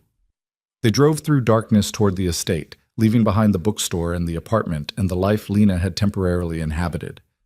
As the mansion's walls came into view, Lena felt something she hadn't experienced in months. Relief, safety, home. Mrs. Chen was waiting when they arrived, her expression fierce with worry until she saw Lena unharmed. Thank heavens, the entire staff has been terrified. I'm fine. We're all fine. Lena accepted Mrs. Chen's unexpected embrace. It's over. Is it really? Mrs. Chen looked to Victor for confirmation. Roman Hale will be in federal custody by morning, facing charges that guarantee decades of imprisonment. His organization is dismantled, his allies scattered, his resources seized. Victor's voice carried absolute certainty. It's over. That night, Lena stood in her old room, the one she'd occupied as a maid before everything had changed. The space looked exactly as she'd left it, preserved as if waiting for her return. A knock at the door interrupted her contemplation. Come in. Victor entered carrying something wrapped in cloth. I have something for you. Something I should have given you weeks ago. He unwrapped the cloth, revealing a leather-bound ledger. Your debt. Every payment, every deduction, every transaction documented. And here, he turned to the final page. The balance. Lena stared at the number. 0. Your debt is paid, Victor said quietly. Has been for 3 weeks, actually. I didn't tell you because I was afraid you'd leave if you knew you weren't bound here anymore. The admission struck Lena silent. You kept me in debt psychologically even after I'd paid it off? Yes. Which makes me exactly the controlling bastard you've accused me of being. Victor set the ledger on her dresser. But I'm telling you now, you're free, Lena. Financially free, legally free, free to walk away any time you choose. No obligations, no conditions. Lena picked up the ledger, feeling the weight of it, literal and metaphorical. Why tell me now? Because I promised to stop caging you. Because you deserve to make choices based on what you want, not what you owe. Victor moved toward the door, then paused. I'm in love with you. I have been since you stitched my hand and told me I was scarier quiet than bleeding. And loving you means giving you the freedom to choose me or choose freedom, even if that choice destroys me. He left before Lena could respond, leaving her alone with the ledger and the most important decision of her life. She could leave, take the freedom Victor offered, build a life far from violence and danger and men who solved problems through force. Start over clean, unburdened by debt or obligation or the complicated feelings she'd developed for a man who'd bought her desperation and somehow transformed it into something resembling love. Or she could stay. Choose the cage knowingly, with full understanding of what it meant. Build something with Victor, not despite his violence, but accepting it as part of who he was. Transform protection into partnership, control into trust, desperation into something worth fighting for. Lena opened the ledger, found a pen, and wrote on the final page beneath the 0 balance. Debt paid. Contract fulfilled. New terms requested. She left the ledger on Victor's desk with a note. We need to discuss my employment conditions. Your office, tomorrow morning, 8 a.m. Come prepared to negotiate. The next morning, Lena arrived at Victor's office exactly on time. He was already there, the ledger open on his desk, her note beside it. New terms? He asked carefully. New terms. Lena sat across from him, channeling every negotiation her mother had taught her, every lesson in self-advocacy she'd learned through desperation. I stay. Not as a maid, not as someone you're protecting out of obligation. I stay as your partner in the fullest sense of that word. Lena, I'm not finished. Partnership means equal say in decisions that affect both of us. It means transparency about your business, your dangers, your plans. It means treating me like someone capable of understanding and handling the reality of your world instead of someone to be sheltered from it. Lena leaned forward. It means trusting me with the truth, even when the truth is ugly. Victor listened without interrupting, his gray eyes fixed on her face. In exchange, Lena continued, I offer you something you haven't had since Elena died. Someone who chooses you knowing exactly what that means. Someone who won't run when things get dangerous or complicated. Someone who sees the monster you think you are and chooses to build something beautiful with it anyway. Silence filled the office. Victor stood, moved around the desk, and crouched in front of Lena's chair so they were eye level. You're proposing a partnership where I give up control and you accept danger, he said slowly. Where I trust you with everything, and you trust me not to cage you even when every instinct screams at me to protect you. Yes, that's terrifying. For both of us. Lena's hands found his. But I think we're both tired of being alone with our terrors. Maybe it's time to be terrified together. Victor's laugh was shaky, almost broken. I don't know if I can do this. Give up control, trust completely, accept that you might get hurt and not try to prevent every possible danger. You don't have to be perfect at it. You just have to try. Lena squeezed his hands. And I'll try to be patient when you fail. When you slide into old patterns of control, and I have to remind you we're partners. We'll both fail constantly, but we'll fail together instead of alone. Together, Victor repeated, testing the word. Then quietly, I love you. Not the way I loved Elena, where everything felt tragic and doomed. I love you the way soldiers love foxholes, desperately, gratefully, knowing you're the difference between surviving and dying. That's the most Victor Kane declaration of love possible. Lena smiled despite her tears. And I love you too, even though you're controlling and violent and have terrible judgment about when to let people make their own mistakes. We're both disasters then. Complete disasters, but maybe we're disasters who deserve each other. Victor pulled her from the chair into his arms, kissing her with the desperation of someone who'd been certain they'd lost everything and discovered instead they'd found something worth keeping. When they finally broke apart, both breathing hard, Lena saw something new in his expression. Hope. Fragile and tentative, but real. So we do this? He asked. Build something together knowing it might be messy and complicated and occasionally terrifying? We do this. Lena kissed him again, softer this time. Starting now. Partners in disaster. 6 months later, Lena stood in the library that had once been her cleaning assignment and was now her favorite room in the house. She'd added books to the collection, poetry and philosophy and novels that challenged Victor's worldview. They'd started a tradition of reading to each other in the evenings, trading perspectives and arguments, and the kind of intellectual intimacy that felt more profound than physical. Victor's empire had shifted under her influence. Still criminal in many ways. He couldn't escape that completely, didn't want to, but less violent, more strategic. They'd started redirecting profits toward legitimate investments, building businesses that could eventually replace the illegal income. It would take years, maybe decades. But the trajectory was changing.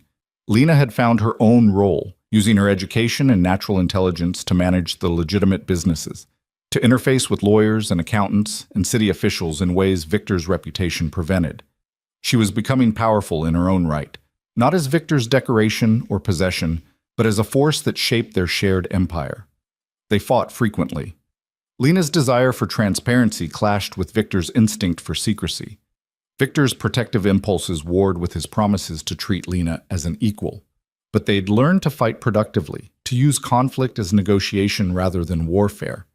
Mrs. Chen found them there one evening, Victor reading aloud from meditations while Lena sketched notes in the margins of her own copy. The older woman smiled, satisfied. "You've made something good here," she observed. "Something I wasn't certain either of you was capable of." "We surprise ourselves daily," Lena admitted, "though I think good might be generous. Maybe we've made something functional out of broken pieces." "Functional is better than most people achieve." Mrs. Chen moved to leave, then paused. "Your mother would be proud, Miss Carter. She'd see what you've built from the desperation she left behind. She'd know her suffering wasn't meaningless." After Mrs. Chen departed, Lena sat quietly with Victor's arm around her shoulders, thinking about her mother, about debt and survival, and the unexpected ways grief could transform into something resembling hope.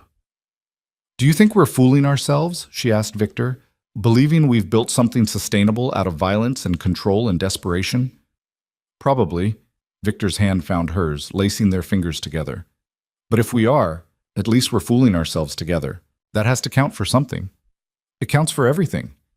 Lena leaned into his warmth, letting herself believe, just for tonight, that love could be the thing that redeemed them both. Outside the library windows, the estate's walls stood tall against the darkness, no longer feeling like a cage, but like a sanctuary they'd built together. Inside those walls, two broken people had found each other and decided that broken was acceptable as long as they could be broken together. It wasn't the ending Lena had imagined when she'd first signed her contract as Victor Kane's maid, but it was the ending she'd chosen, freely and knowingly, with eyes open to all the dangers and possibilities. And for the first time since her mother's death, Lena felt something she'd stopped believing possible. She felt home.